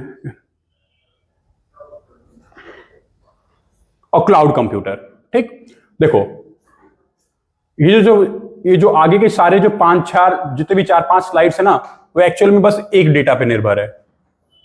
वो एक डेटा क्या है? मोर number of input, higher processor it should be. मतलब अगर कोई बच्चा क्लास 5 में पढ़ाई कर रहा है और मैं उसको सवाल दूं क्लास 10th का, लगा पाएगा? नहीं लगा पाएगा ना। क्लास 10th का सवाल लगाने के लिए क्या करना पड़ेगा? उसको 10th की पढ़ाई करनी पड़ेगी। बहुत बेसिक चीज है। अगर आपको वो चीज कंप्यूट करनी, कंप्यूट मतलब गणना करनी है, जो मल्टीपल छोड़ो, लैक्स भी छोड़ो, बिलियंस ऑफ इनपुट से मिलके बनी है। मतलब कैसे बताऊं, ठीक है, एक आइडिया। आप ऐसे समझो, अभी क्या है, देखो दिसंबर चल रहा है, that is also the last phase of December, मतलब लास्ट वीक्स चल रहे हैं। अभी भी वो ठंडी नहीं है जो ठंडी होनी चाहिए, बट एक्चुअली इस वक्त बहुत ठंड पड़नी चाहिए। बट अगेन IMD ने बोला है, इंडियन मेट्रोलॉजिकल डिपार्टमेंट जो है, वो उन्होंने बोला है कि 2 से 3 दिन के अंदर उत्तर भारत में, that is in Uttar Pradesh, there will be a मतलब बिग टेम्परेचर डाउन एंड बहुत सारा कोहरा होगा। कैसे उन्होंने कैलकुलेट किया होगा, क्या लगता है? सिर्फ और सिर्फ हवा को देख के? नहीं, प्रेशर, टेम्परेचर, फिर रशिया में ब्लिजर्ड्स आ रहे हैं कि नहीं चल रहे हैं, वहां पे एयर की स्पीड क्या है, जेट स्ट्रीम्स की स्पीड क्या है, एक तरीके से एनर्जी का ट्रांसफर, हीट बैलेंस। मेरे कहने का मतलब ऐसे हजारों और लाखों जब परम्यूटेशन कॉम्बिनेशन लगाते हैं, तब जाके एक हम उस पे आते हैं कि हमारा टेम्परेचर क्या होगा। समझ रहे हो? और ये चीजें फोन से नहीं सकती हैं, ये चीजें लैपटॉप से नहीं सकती हैं। ये चीजें कौन करता है? सुपर कंप्यूटर जैसी चीजें। तो जब आपकी इनपुट बहुत ज्यादा बढ़ जाती है, और जैसे आपको कैसे पता कि ये एस्टेरॉयड इस वक्त पे यहां आएगा? इट इज लगता बहुत आसान है कि हाँ ऐसे चल रहा आ जाएगा। अरे नहीं भाई, स्पेस में है वो, उसको कंप्यूट करना बहुत टफ है। तो कौन कंप्यूट कर पाता है? हम आप जैसे लोग नहीं। सुपर कंप्यूटर और क्वांटम कंप्यूटर जैसी टेक्नोलॉजीज कर पाती है। तो कहने का मतलब क्या है, समझो सबसे चीज कि इसमें स्टोरेज कैपेसिटी कितनी होगी? बहुत ही ज्यादा। ठीक है, प्रोसेसर कैसा होगा? मतलब जो भी नॉर्मल है ना, उसमें वेरी हाई लगा दो। इसका आउटपुट कैसा होगा? बहुत एक्यूरेट, वेरी नियर, मतलब near to the perfection I can say. अब कुछ फैक्चुअल चीज देख लेते हैं। इसकी कैपेसिटी को फ्लॉप्स में नापते हैं, मतलब सबकी अपनी स्पीड होती है ना, तो इसको फ्लॉप्स में नापते हैं, मतलब फ्लोटिंग पॉइंट ऑपरेशन पर सेकंड, मतलब 1 सेकंड में कितना ऑपरेशन कर पा रहा है। ठीक है, वैसे दुनिया में बहुत सारे कंप्यूटर हैं। सबसे अच्छा जो कंप्यूटर है वो किसका है? अभी बनाया है फ्रंटियर कंप्यूटर, 1600 फ्लॉप्स है, और जापान का है ये। ठीक है, फुगाकू, ये ए है, डी मतलब समझना। फुगाकू वो 400, अच्छा नहीं, इससे ज्यादा बेहतर है ये पेंटाफ्लॉप्स। 1600 फ्लॉप्स फ्रंटियर किसने बनाया था? अमेरिका ने। ठीक है, अमेरिका ने बनाया था फ्रंटियर। उसके बाद जापान ने बना दिया 400 पेंटाफ्लॉप्स। फिर अब आगे हमारा जो है परम सिद्धि, वो 40 पेंटाफ्लॉप्स है। बट आज के टाइम पे बहुत ज्यादा स्पीड के बन चुके हैं। ठीक है, और 1600 पेंटाफ्लॉप्स ऑब्वियसली बात है 40 पेंटाफ्लॉप्स से बहुत ज्यादा होगा। ठीक है, अभी तक नंबर 1 पे फुगाकू था, पर अभी उसको बीट कर दिया। तो फुगाकू से देख रहे हो 4 गुना स्पीड ज्यादा है, और हम तो कितने पीछे हैं? इससे 10 गुना पीछे हैं और इससे तो कितना 400 गुना, 400 गुना ना 40 गुना, सॉरी 40 गुना, 40 गुना पीछे हैं। आप सोचो अभी भी हम बहुत पीछे हैं। परम सिद्धि नाम है, ठीक है। तो ये स्पीड है। अब देखो, अच्छा जो ऑर्डिनरी कंप्यूटर होता है वो पर सेकंड में उसको हम लोग नापते हैं, उसकी जो कंप्यूटेशनल टेक्नोलॉजी जो ऑर्डिनरी कंप्यूटर वो पर सेकंड में नापते हैं, पर जो सुपर कंप्यूटर होते हैं उनको हम लोग फ्लोटिंग ऑपरेशन पर सेकंड फ्लॉप्स में नापते हैं, ठीक है। अब क्वांटम टेक क्या है, अब समझो। अच्छा पहले तो क्वांटम टेक में ना कुछ मिशंस चल रहे हैं। अच्छा हाँ, ये जो भी चीजें मैं बता रहा हूँ सब एप्लीकेशन है। तो एप्लीकेशन का मतलब क्या, एक चीज समझिएगा, उसमें गवर्नमेंट की क्या, ministry of science mighty, ministry of information technology and ministry of science, फिर मिनिस्ट्री ऑफ और क्या साइंस ही है, हाँ, अब रेयर अर्थ, ये सब जो मिनिस्ट्रीज है इनके जो मिशंस होंगे ना उसको जरूर याद रखिएगा, आंसर राइटिंग में बहुत हेल्प करता है। तो मैं करूंगा कि एक ऐसी क्लास लेकर आऊंगा जिसमें सारे साइंस एंड टेक में ना जो गवर्नमेंट मिशंस होंगे और जो इनिशिएटिव्स होंगे उनको हम डिस्कस करेंगे। इवेंचुअली देखो सब आंसर राइटिंग में इस्तेमाल करना है। तो ये है, इसमें मैंने एक्चुअली क्वांटम टेक में क्या है, पहली बार भारत में ऐसा हुआ है कि एक ऐसा मिशन बना जिसमें 8,000 करोड़ रुपए गवर्नमेंट ने इन्वेस्ट किया है। इसका मतलब है कि सोचो क्वांटम टेक को लेके गवर्नमेंट बहुत सीरियस है। 8,000 crore is not a small amount, $1 billion बहुत बड़ा अमाउंट होता है। पहली बार ऐसा हुआ है कि भारत में इतना ज्यादा पैसा कंप्यूटर में दिया गया है, वरना अभी तक नहीं दिया जाता था। अभी तक बहुत सारी चीजें में जाता था पैसा, पर साइंस में नहीं इतना पैसा लगा था, पर पहली बार ऐसा हुआ है। एक ये मैंने अपने लिए लिखा है, पता नहीं क्यों मैंने आप लोगों को नोट्स में शेयर कर दिया। एक फेमस साइंटिस्ट है फ्रीडमैन, उन्होंने बताया था 2 प्रकार के लोग होते हैं, one who does not understand what is quantum tech and other are who pretend to know the quantum tech। मतलब जो फ्रीडमैन एक साइंटिस्ट हैं, उन्होंने बोला कि दुनिया में ना 2 ही प्रकार के लोग हैं। पहले वो जिनको नहीं पता व्हाट इज क्वांटम टेक, और दूसरे वो हैं जो ये जता रहे हैं कि मुझको पता है क्या है क्वांटम टेक। और एक्चुअली में पता है क्या है क्वांटम टेक, किसी को नहीं पता है। क्वांटम टेक एक ऑल टुगेदर अलग फेनोमेना। जब मैं क्वांटम डॉट बताया था तो वही आप लोगों को कॉम्प्रिहेंड करने में इतना टाइम लग गया कि कैसे हम गोल्ड से ही कितने सारे कलर निकाल ले रहे हैं। समझ रहे हो आप, हम किसी भी मटेरियल को कुछ भी बना सकते हो, मतलब कुछ भी नहीं पर उसकी प्रॉपर्टी तो कुछ भी बदल सकते हो, कैसी भी प्रॉपर्टी। और एक्चुअली में क्या है, everything has a result of a property. अगर आप प्रॉपर्टी बदल दो तो रिजल्ट नहीं बदल जाएगा। इंसान की जो प्रॉपर्टी है वो उसके इंटरनल, मान लो अलग अलग मेटाबॉलिक एक्टिविटी खराब हो गई तो हम शायद एज अ ह्यूमन अलाइव ना रहें। हम अगर हमारी मेटाबॉलिज्म डेड हो गया तो ह्यूमन भी तो डेड हो जाएगा इवेंचुअली थोड़े समय बाद। पर अगर हम अपनी मेटाबॉलिक एक्टिविटी को बदल दें, वो जगह ट्रांसफॉर्म कर दें, तो हमारा ह्यूमन बिहेवियर तो बदल जाएगा। मैं कहना क्या चाह रहा हूं, अगर मैं प्रॉपर्टी बदलूंगा तो रिजल्ट बदल जाएगा। तो अब सोचो क्वांटम लेवल पे आके अगर आप प्रॉपर्टी बदलोगे तो आपका रिजल्ट भी तो बहुत ज्यादा बदल जाएगा, है कि नहीं। तो फ्रीडमैन ने, अच्छा ये छोड़ दो आप, ऐसे बता देता हूं मैं व्हाट इज कैट एक्सपेरिमेंट, बता देता हूं। ये एक बक्सा समझो, ठीक है, बक्सा, और यहां पे एक कैट को डाल दो, बिल्ली को डाल दो। अगर आप यहां से रोशनी छोड़ोगे तो और यहां पे एक हल्का सा होल है, तो क्या गारंटी है कि ये जो होल है इससे उस कैट पे रोशनी पड़ रही होगी? गारंटी है? वो छोटा है बड़ा। नहीं ठीक है, होल इतना है कि लाइट जा सकती है, और अंदर एक कैट है। इधर से देखना। हाँ, आपको क्या चांसेस है इसमें लाइट पड़ रही है, या फिर क्या चांसेस में लाइट नहीं पड़ रही है? अरे एक छोटा सा बॉक्स है, समझ लो इतना बड़ा बॉक्स है, उसमें मैंने एक बिल्ली रखा है और यहाँ पे होल कर दिया, यहाँ से मैं टॉर्च जला रहा हूँ और उस होल से लाइट अंदर जा रही होगी। तो क्या चांस है कि बिल्ली पे रोशनी पड़ रही होगी, और क्या चांस है बिल्ली पे रोशनी नहीं पड़ रही होगी? बताओ क्या चांस है? कितना परसेंट चांस है?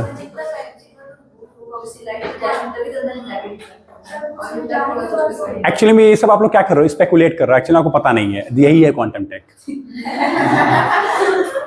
क्या होता है क्वांटम टेक, समझो। बिल्ली पर रोशनी पड़ना is half, the probability is half, या तो पड़ेगी या तो नहीं पड़ेगी।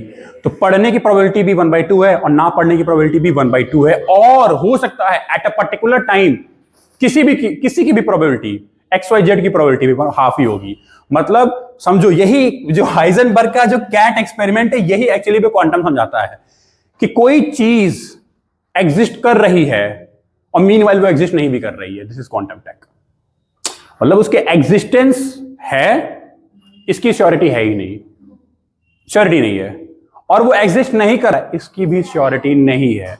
एक्चुअल में समथिंग इज, मैं एग्जांपल अभी क्वांटम टेक समझाया नहीं हूं, इसीलिए क्वांटम बहुत ही वियर्ड फेनोमेना है। और एक्चुअली पता है ये जो लाइट है ना, लाइट मैंने आपको बताया कि वेव भी है, पार्टिकल भी, ये भी कंप्लीट नहीं है, ये भी क्वांटम एक्चुअली में। एक ही वक्त पे वो पार्टिकल भी है और एक ही वक्त पे वो वेव एनर्जी भी है। मैटर एंड एनर्जी दो ही चीज से तो बना सब कुछ। फोटोन एग्जांपल, फोटोन तो वो पार्टिकल है कि वेव है, मतलब बहुत लड़ाई है आज तक इसी, ठीक है। तो क्वांटम एक्चुअली में ऐसा ही है, बट हमको इतने डीप में नहीं जाना, हमें चुपचाप अपने उसके अप्लाइड फॉर्म में आना है। और अगर कल को गवर्नमेंट ने कोई नया स्कीम लॉन्च कर दिया तो हम उस स्कीम को याद कर लेंगे, समझो। We have to go through the same, ठीक। अच्छा, इसकी एप्लीकेशन कहां कहां पे, तो हम क्वांटम कंप्यूटिंग, मैंने बताया quantum computing it can do zillions and billions of data in a fraction of second. जहां पे सुपर कंप्यूटर भी फ्लॉप हो जाएगा वहां पर ये काम आ जाएगा, ठीक है। क्वांटम कम्युनिकेशन, कई बार हो सकता है कि हम अर्थ पे ही छोड़ो, हमको यूनिवर्स में तो स्टडी करनी है, तो यूनिवर्स की बहुत सारी चीजें अभी भी मिस्टीरियस है, हम अभी तो उसकी गुत्थी सुलझी नहीं है कि नहीं। उसको सुलझाने के लिए हम इसको इस्तेमाल करेंगे, ठीक है। क्वांटम सिमुलेशन सबसे अच्छी चीज ये है। कई बार क्या होता है ना, आपने देखा होगा कि चाइना वगैरह में कल को भारत अगर लद्दाख से लड़ाई लड़ेगा या फिर कल को भारत अरुणाचल से लड़ाई लड़ेगा तो चाइना कैसे प्रिपेयर करेगा, इसको सिमुलेट करता है वो। मतलब अगर भारत यहां से लड़ाई लड़ेगा तो हम क्या करेंगे, कैसे कैसे आर्मी को तैयार करेंगे, अगर भारत इधर से लड़ाई लड़ेगा तो हम कैसे आर्मी को तैयार करेंगे, इसकी बहुत सारी वीडियो बनाता है। हम भारत को यहाँ पटक देंगे, यहाँ बम मार देंगे, यहाँ ऐसे झूठ में वीडियो बना के वायरल करता है, ताकि झूठ का एक हवा बनाना, समझ लो ना आप, एक मेंटल प्रेशर क्रिएट करना, सिमुलेट करना। पर ये सिमुलेशन कितना परफेक्ट होगा ये आपको नहीं पता। पर क्वांटम में क्या होता है, क्वांटम की कैलकुलेशन इतनी अच्छी होती है, आप अपने सारे मिसाइल वहां पे उसके सारे मिसाइल के इनपुट डाल दो, सबका रेंज डाल दो, सबका पेट्रोल डाल दो, सबकी लॉन्चिंग पोजीशन में सबका जो लैटिट्यूड लॉन्गिट्यूड मतलब जियोग्राफिकल जो जीपीएस है लोकेशन डाल दो, सबका टारगेट डाल दो और एंटर दबाओ, वो ऑटोमेटिक बता देगा कि कैसे कैसे कैसे कैसे कैसे कैसे कैसे होने को है। थोड़ा समझने में टफ लग रहा है आप लोगों को, चलो एक मूवी का फिर मूवी का एग्जांपल लेता हूं, इसलिए ना बहुत आसान हो जाता है चीजों को डाइजेस्ट करना। आप लोगों ने ऐसी कोई मूवी देखी है क्या जिसमें थोड़ा सा देखा करो कि जब वो फाइट कर रहा होता है, दो लोग फाइट कर रहे हैं, तो अगले को थोड़ा सा फ्यूचर प्रेडिक्शन पता है, तो वो पता है ये पंच यहां ना आके यहां आएगा, तो पहले से हट जाता है। फ्लैश मूवी देखी है, फ्लैश मतलब ये मार्वल्स वाली फ्लैश, क्या करो उसको पहले से मूव्स पता होते हैं। क्यों? क्योंकि अच्छा वो तो स्पीड वाली बात है, पर मैं अभी क्वांटम से इसको एक्सप्लेन करना चाह रहा हूं। उसको पहले से पता है कि ये पंच यहां आएगा ना, हट जाते हैं, पेटे मार देते हैं। ये वाला पंच पेट में आएगा, हम पहले से हट जाते हैं, उसको सीने में मार देते हैं, है कि नहीं। अगर वो इससे ब्लॉक करेगा तो मैं इससे इसको अनब्लॉक करूंगा, इससे टैप कर दूंगा, मतलब बहुत सारी चीजें हैं। तो क्वांटम टेक की जो सिमुलेशन है वो परफेक्ट है। इवन सबसे अच्छी चीज बता दूं आप लोग को, हम लोग कई बार फेल हो जाते हैं ये बताने में कि जो साइक्लोन आ रहा है उसकी रफ्तार क्या होगी। बोलते नहीं अब न्यूज में देखा करोगे 220 से लेकर 280, अरे यार 220 और 280 में ना जमीन और आसमान का फर्क है। मान लो कोई गाड़ी 20 की रफ्तार से चल रहा है और कोई गाड़ी 80 की रफ्तार चल रही है, फर्क है कि नहीं। तो सोचो जब कोई चीज 220 से चले और 280 से, मतलब हम आज तक हम एक्चुअल में ना परफेक्ट कैलकुलेशन नहीं कर पाए साइक्लोन का। तो साइक्लोन को सिमुलेट हम लोग आज तक कर ही नहीं पाए। हमारे पास क्वांटम कंप्यूटर नहीं है, पर हमारे पास सुपर कंप्यूटर तो है, पर सब सुपर कंप्यूटर भी फेल हो जाते हैं। वैसे 220 से 280 बताना ही बहुत बड़ी बात है, पर एग्जैक्ट क्या स्पीड होगी कौन बता पाएगा। ऐसा माना जाता है कि क्वांटम कंप्यूटर बता सकता है, ठीक है। इसको देखो भाई, मैं बता रहा था क्वांटम मीटरोलॉजी मेजरमेंट, मतलब इसमें क्या कि आप दुनिया के सारे जो डेटा हो सकता है आप उसमें फीड कर दो और इवेंचुअली जो आपको रिजल्ट चाहिए होगा ना, ये आपको कैलकुलेट करके दे सकता है। Billions of input and it can give you the output, क्योंकि जो आप नहीं भी सोच सकते हो फैक्टर, ऐसी कोई भी चीज, मैं कहना क्या चाह रहा हूं समझो। मान लो आपने एक बॉल को थ्रो किया, ठीक है, और वो बॉल थोड़े समय बाद यहां होनी चाहिए। ये तभी पॉसिबल है ना कि जब सारी फैक्टर आपके दिमाग में, आपने कितना फोर्स लगाया, ग्रेविटी का क्या सीन है, सामने से कोई इधर से कोई एयर तो नहीं आ रही है, कोई बीच में खड़ा तो नहीं हो गया है, मतलब समझो कितने फैक्टर होंगे इस बॉल को यहां से यहां जाने के बीच में। कम से कम डिस्टेंस कितना है, आपके फोर्स, मतलब बहुत सारी चीजें हैं, बहुत सारी चीजें मैं कह रहा हूं। 10-15 फैक्टर तो मैं ही गिनवा दूंगा।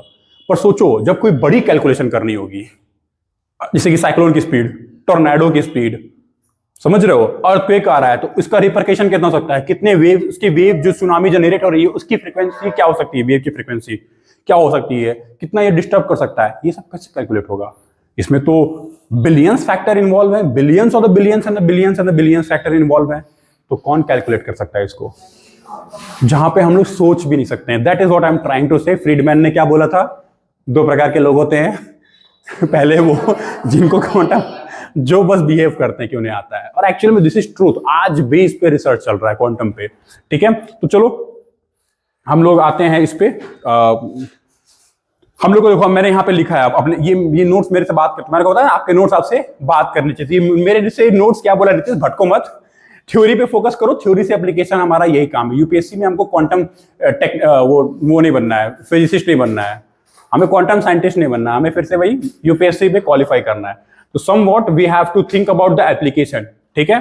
तो यूपीएससी के जो क्वेश्चंस होंगे, देखो मैंने खुद लिखा है यहाँ पे, यूपीएससी के क्वेश्चंस होंगे मिशन के नेम पे होंगे, टेक्नोलॉजी पे होगा और प्लेसेस पे होगा, एटसेट्रा पे होगा। जैसे फॉर एग्जांपल कोई एक कंप्यूटर बनाया गया है, option A B C D बताइए तो क्या होगा उसकी स्पीड, तो ऑप्शन में खुद ही आपको दिख जाएगा। चलो मैं बोल रहा हूं, आप लोग को दिखा देता हूं।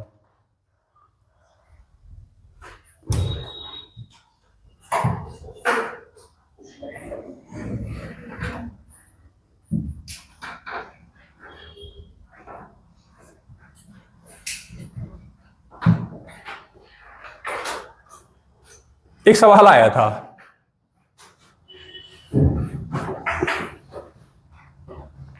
एक सवाल है, विच आंसर दिखे क्या, which one of the following is a context in which the term qubit is mentioned. Qubit एक टर्म है, इनमें से किसके लिए इस्तेमाल हो रहा होगा? Merry Christmas, hallelujah. पहला क्लाउड सर्विस, दूसरा क्वांटम कंप्यूटिंग, तीसरा विजिबल लाइट कम्युनिकेशन टेक्नोलॉजी, चौथा वायरलेस कम्युनिकेशन टेक्नोलॉजी। क्यों मतलब आप देख रहे हो ऐसे सवाल आते हैं, हम तैयारी कर रहे हैं, शेर आया और आया क्या? समझ रहे हो, भोजपुरी में कहावत हुए हैं, बोलना नहीं चाहूंगा। और ये 2022 का सवाल है, तो एक्चुअली कभी ना इतने टफ सवाल नहीं आएंगे। आएंगे तो प्लेस, पर्सन भी नहीं आएगा, पर्सन का भी अंग्रेजी नाम होगा तो हमारे यहाँ प्लेस आएगा, मिशन आएगा और अधिक सारी थोड़ी मोड़ी टेक्नोलॉजी का नाम आएगा। बहुत टफ सवाल नहीं आएंगे, तो एकदम दिमाग से निकाल दो कि कोई ऐसा कोई हवा नहीं बनाना अपने दिमाग में कि ऐसा आ सकता है। तो आपको देखो मैं थोड़ा लाइव एग्जांपल दे दिया, ठीक है। अब आते हैं थोड़ा सा डिफरेंस पढ़ लेते हैं। क्लासिकल कंप्यूटर बाइनरी यूनिट में काम करते हैं, 0101 में। ये ना क्वांटम बिट में काम करते हैं। क्वांटम बिट क्या होता है? Super position of 0 and 1। मैंने बोला ना, वो 0 भी होगा एक ही वक्त में, उसी वक्त में वो 1 भी है। आप समझ रहे हो ना? मतलब अगर मैं एक क्वांटम ह्यूमन होता ना, तो मैं यहां भी रहता, मैं अपने घर पे भी रहता, सेम टाइम पे। सुपर पोजीशन, मेरी जो पोजीशन है वो सुपर इंपोज होती। आप लोग, मैं पढ़ा भी रहा होता और अपने घर पे मस्त अपना पढ़ाई भी कर रहा होता, और दोनों में काम साइमल्टेनियसली कर सकता था, और पॉसिबल है। तो क्वांटम इज एक्चुअली में जादू, जो गॉड लेवल, जो आप लोग कभी माइथोलॉजिकल मूवी वगैरह देखना, तो होता ना कि नारायण यहां भी है वहां भी है, तो वही वैसा ही समझ लो। तो एक्चुअली में उनके पास क्वांटम टेक है, तभी वो ऐसा पॉसिबल है कि वो हर जगह विद्यमान है। जिस दिन हम लोग ऐसा कर ले गए तो बराबरी हो जाएगी। देख लो मोहन जी, बराबरी कर लेंगे हम लोग ठीक है। देखो दो चीज होती है, एक होती है ना कि ये इस पे डिपेंडेंट हो, दूसरी चीज ये आपस में एक दूसरे पे इंटरडिपेंडेंट हो, और तीसरी चीज ये एंटैंगल्ड। मतलब समझना, कैसे समझाऊं आप लोगों को। मेरा यहां पे पहुंचना, मेरे घर पे कौन सी बाइक अवेलेबल है? एक पापा की बाइक है, एक मेरी बाइक है, और एक मेरे भैया की बाइक है, और दो कारें हैं। जो अवेलेबल रहेगी उससे मैं यहां पे आ जाऊंगा। पापा की बाइक रहेगी तो मैं थोड़ा सा पापा की बाइक पे जाना पड़ेगा। तो समझ रहे हो, तो मुझे थोड़ा यार वो लगता है कि बाइक हमको चला रही है, ठीक है। तो वो ऐसा सीन है, ठीक है। मेरी वाली बाइक तो मेरे को मिलती नहीं है, वो भैया लेकर हमेशा जा रहे थे, तो भैया की बाइक से मैं आता हूँ, ठीक है। और कई बार ऐसा भी नहीं हुआ, तो मैं 2 बार यहाँ से कार पे भी आ चुका हूँ, तो पार्किंग नहीं, तो बहुत मतलब समझो कि मेरा पोजीशन जब चेंज होता है घर से यहाँ क्लास का, तो बहुत सारी चीजों पे डिपेंडेंट होता है, ठीक। दूसरी चीज, अभी मैंने बोला कि अगर भैया बाइक लेके ना जाएं तो मेरे पास एक ऑप्शन वो भी रहेगा। तो एक और चीज में आ गया, एक और फैक्टर आ गया कि अगर वो पर्सन वो बाइक लेके ना जाए तो मेरे पास एक और ऑप्शन है, और अगर मैं उनसे पहले निकल जाऊं तो उनके पास वो ऑप्शन नहीं रहेगा, उनके पास दूसरा ऑप्शन है। तो इन शॉर्ट, उनकी पोजीशन कैसे बदलेगी उनके ऑफिस और घर में, और मेरी पोजीशन कैसे बदल रही है मेरे घर और मेरे ऑफिस में, मतलब मेरी क्लास में, ये इंटरडिपेंडेंट है कि कौन सी हम लोग गाड़ी निकाल रहे हैं घर से। डिपेंडेंट भी है और इंटरडिपेंडेंट भी है, समझ रहे हो आप लोग। दूसरी चीज इंटैंगल्ड, ये समझाना घर वाले एग्जांपल में थोड़ा टफ होगा कि हाँ इंटैंगल कैसे बताऊं मैं आपको। इंटैंगल का मतलब क्या है? उलझा हुआ। एक्चुअली में क्या होगा ना कि आप समझो कि दोनों लोगों ने अपनी अपनी बाइकें निकाल के अपनी जगह पहुंच गए और हो सकता है कि दोनों लोगों के पास एक वक्त में दोनों बाइकें हों, एक ही वक्त में, मतलब उनकी पोजीशन इंटैंगल्ड रहेगी। मतलब मेरा वहां से एक्स पोजीशन से उठ के वाई पे आना और उनका एक्स से उठ के जेड पे जाना, ठीक, ये इंटैंगल्ड हो सकता है। कैसे? किस चीज से हम ट्रेवल कर रहे हैं। हो सकता है कि अगर मैं अपाचे से हूं और वो बुलेट से हैं, तो हो सकता है कि मैं एक वक्त में बुलेट से भी रहूं और उसी वक्त मैं अपाचे से भी रहूं।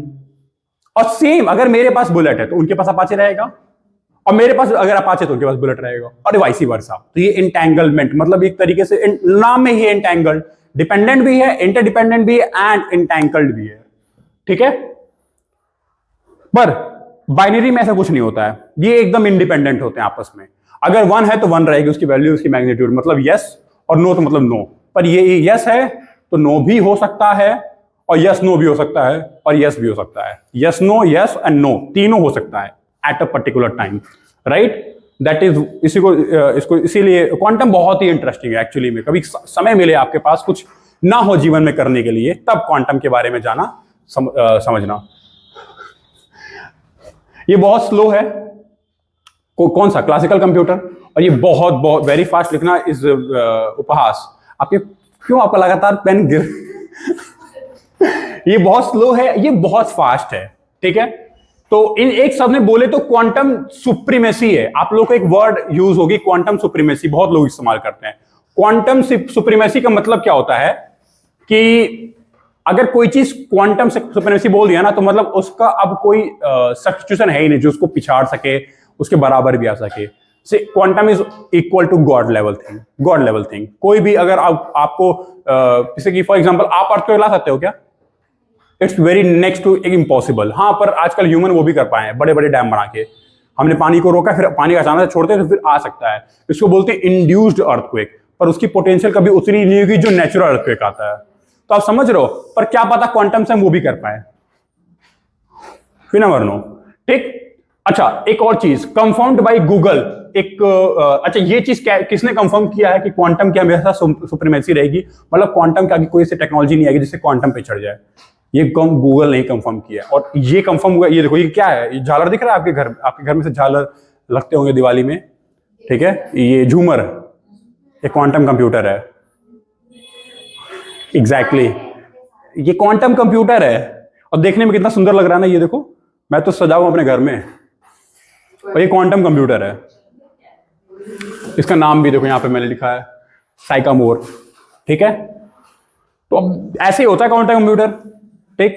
फिर उसे कुछ एप्लीकेशन है, अगेन सेम है सुपर कंप्यूटर, मैंने यहाँ लिख दिया। सुपर कंप्यूटर का एप्लीकेशन क्या है? वही जो कैलकुलेट हम नहीं कर सकते हैं, वो सारी कैलकुलेशन के लिए, जिलियंस एंड बिलियंस कैलकुलेशन को इजी करने के लिए और उसको और फास्ट करने के लिए, जहां पे अभी भी चीजें स्पेस में, डिफेंस में, बहुत सारे जगहों पे, ठीक है, एग्जाम्स बनाना हो उसके लिए, बहुत सारी चीजों में हम इसका इस्तेमाल ले सकते हैं, ठीक है। इंटरनेशनल कोऑपरेशंस में इसका इस्तेमाल ले सकते हैं। कल को climate change, yes, climate change के लिए भी हम लोग इसका इस्तेमाल ले सकते हैं। हेल्थ में इसका इस्तेमाल ले सकते हैं कि क्या रिपरकेशन एक मेडिसिन का हो सकता है। तो क्वांटम ना सारे रिजल्ट दे देगा। आप सिर्फ 1 सो सकते हो, 2 सो सकते हो, 3 सो सकते हो, 4, 5, 6, वो आपको 100, 200 रिजल्ट दे देगा। क्या क्या हो सकता है, सबकी प्रोबेबिलिटी भी, इसकी प्रोबेबिलिटी 1 है, इसकी 10 है, इसकी 10.257% है, सबकी प्रोबेबिलिटी एग्जैक्ट दे सकता है, क्योंकि वो बहुत ही एक्यूरेट मेजरमेंट देगा, ठीक है। फिर वही सारी बात है, कुछ चैलेंजेस भी होंगी क्वांटम में। एक सबसे बड़ी चैलेंज ये होगी, फिर भाई आप सोचो ना, सबसे बड़ा चैलेंज, जितनी ज्यादा टेक्नोलॉजी आगे बढ़ेगी ना, प्राइवेसी क्या हो जाएगी? प्राइवेसी की कोई इज्जत ही नहीं रह जाएगी।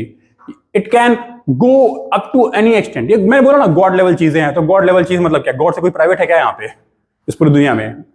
It's everything is public for him और हर, जो भी। तो वही वाली चीज जाएगी। अब सोचो, जो क्वांटम टेक एक प्राइवेट कंपनी के पास आ जाए।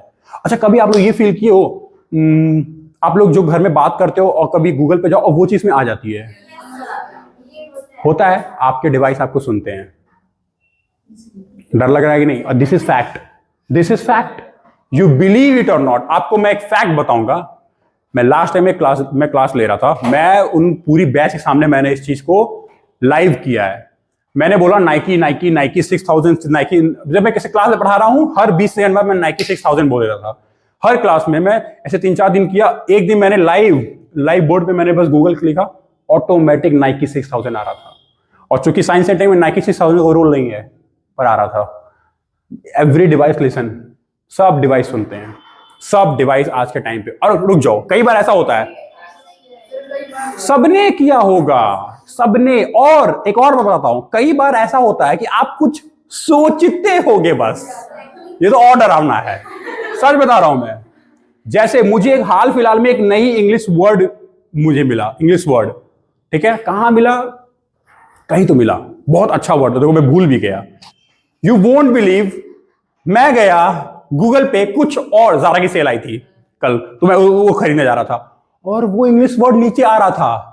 मैं एकदम डर गया। और कल रात की बात है, कल रात की ही बात बता रहा हूं मैं आपको। और एक तो मेरे पास एट अ वक्त कम से कम 6-7 डिवाइस रहती है, और सबसे ज्यादा खतरनाक तो एलेक्सा है भाई।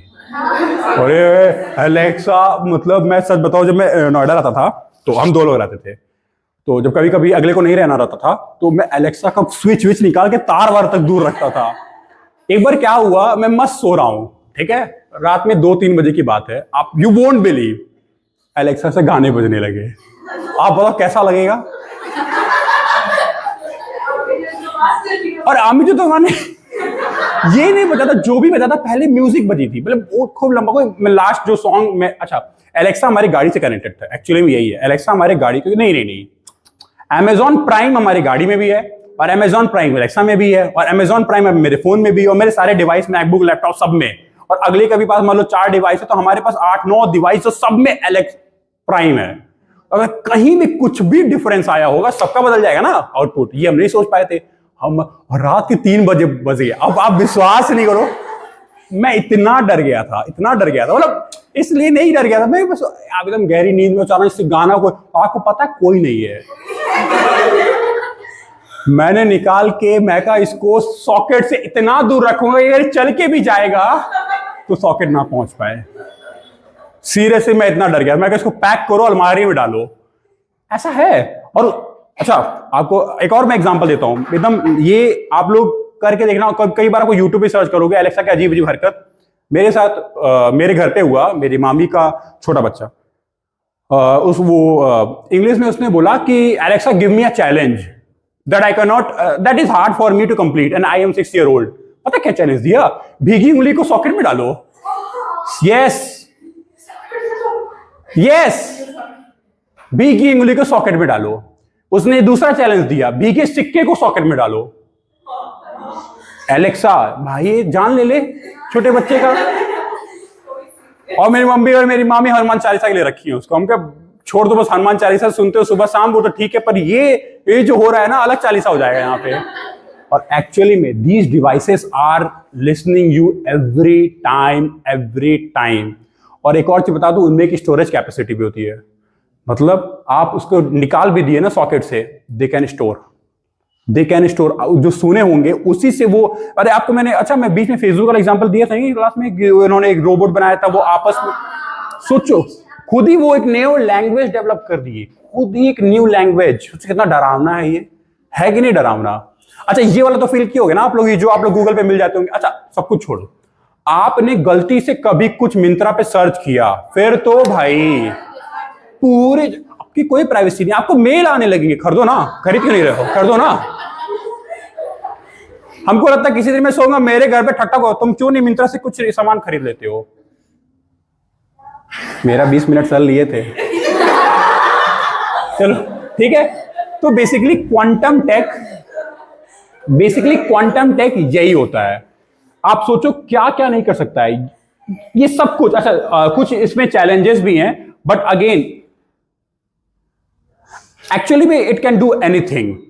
आप देखो ना, सिमुलेशन में, एआई में, इंप्लीमेंटेशन में, एवरीथिंग। इकोनॉमी डिस्टर्ब भी कर सकता है ये।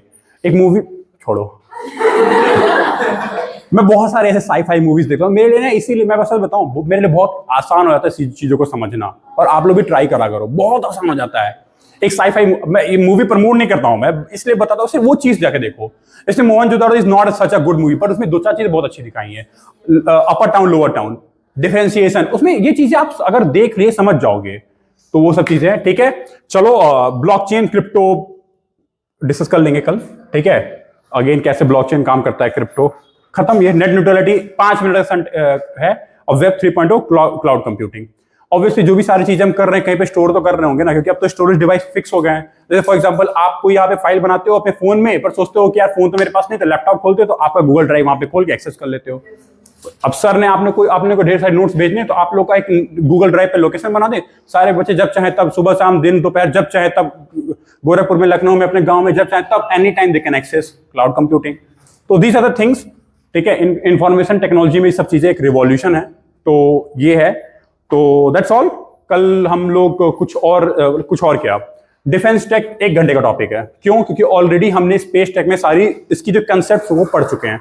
अप्लाइड अर्थ पे, जो स्पेस में अप्लाई हो रहा है लॉन्च व्हीकल से, यहाँ पे क्रूज से होगा, तो उसको डिफेंस टेक को हम एक बार देख लेंगे। दूसरी चीज, न्यूक्लियर टेक भी डिफेंस में आता है, तो वो भी हम लोग पढ़ चुके हैं।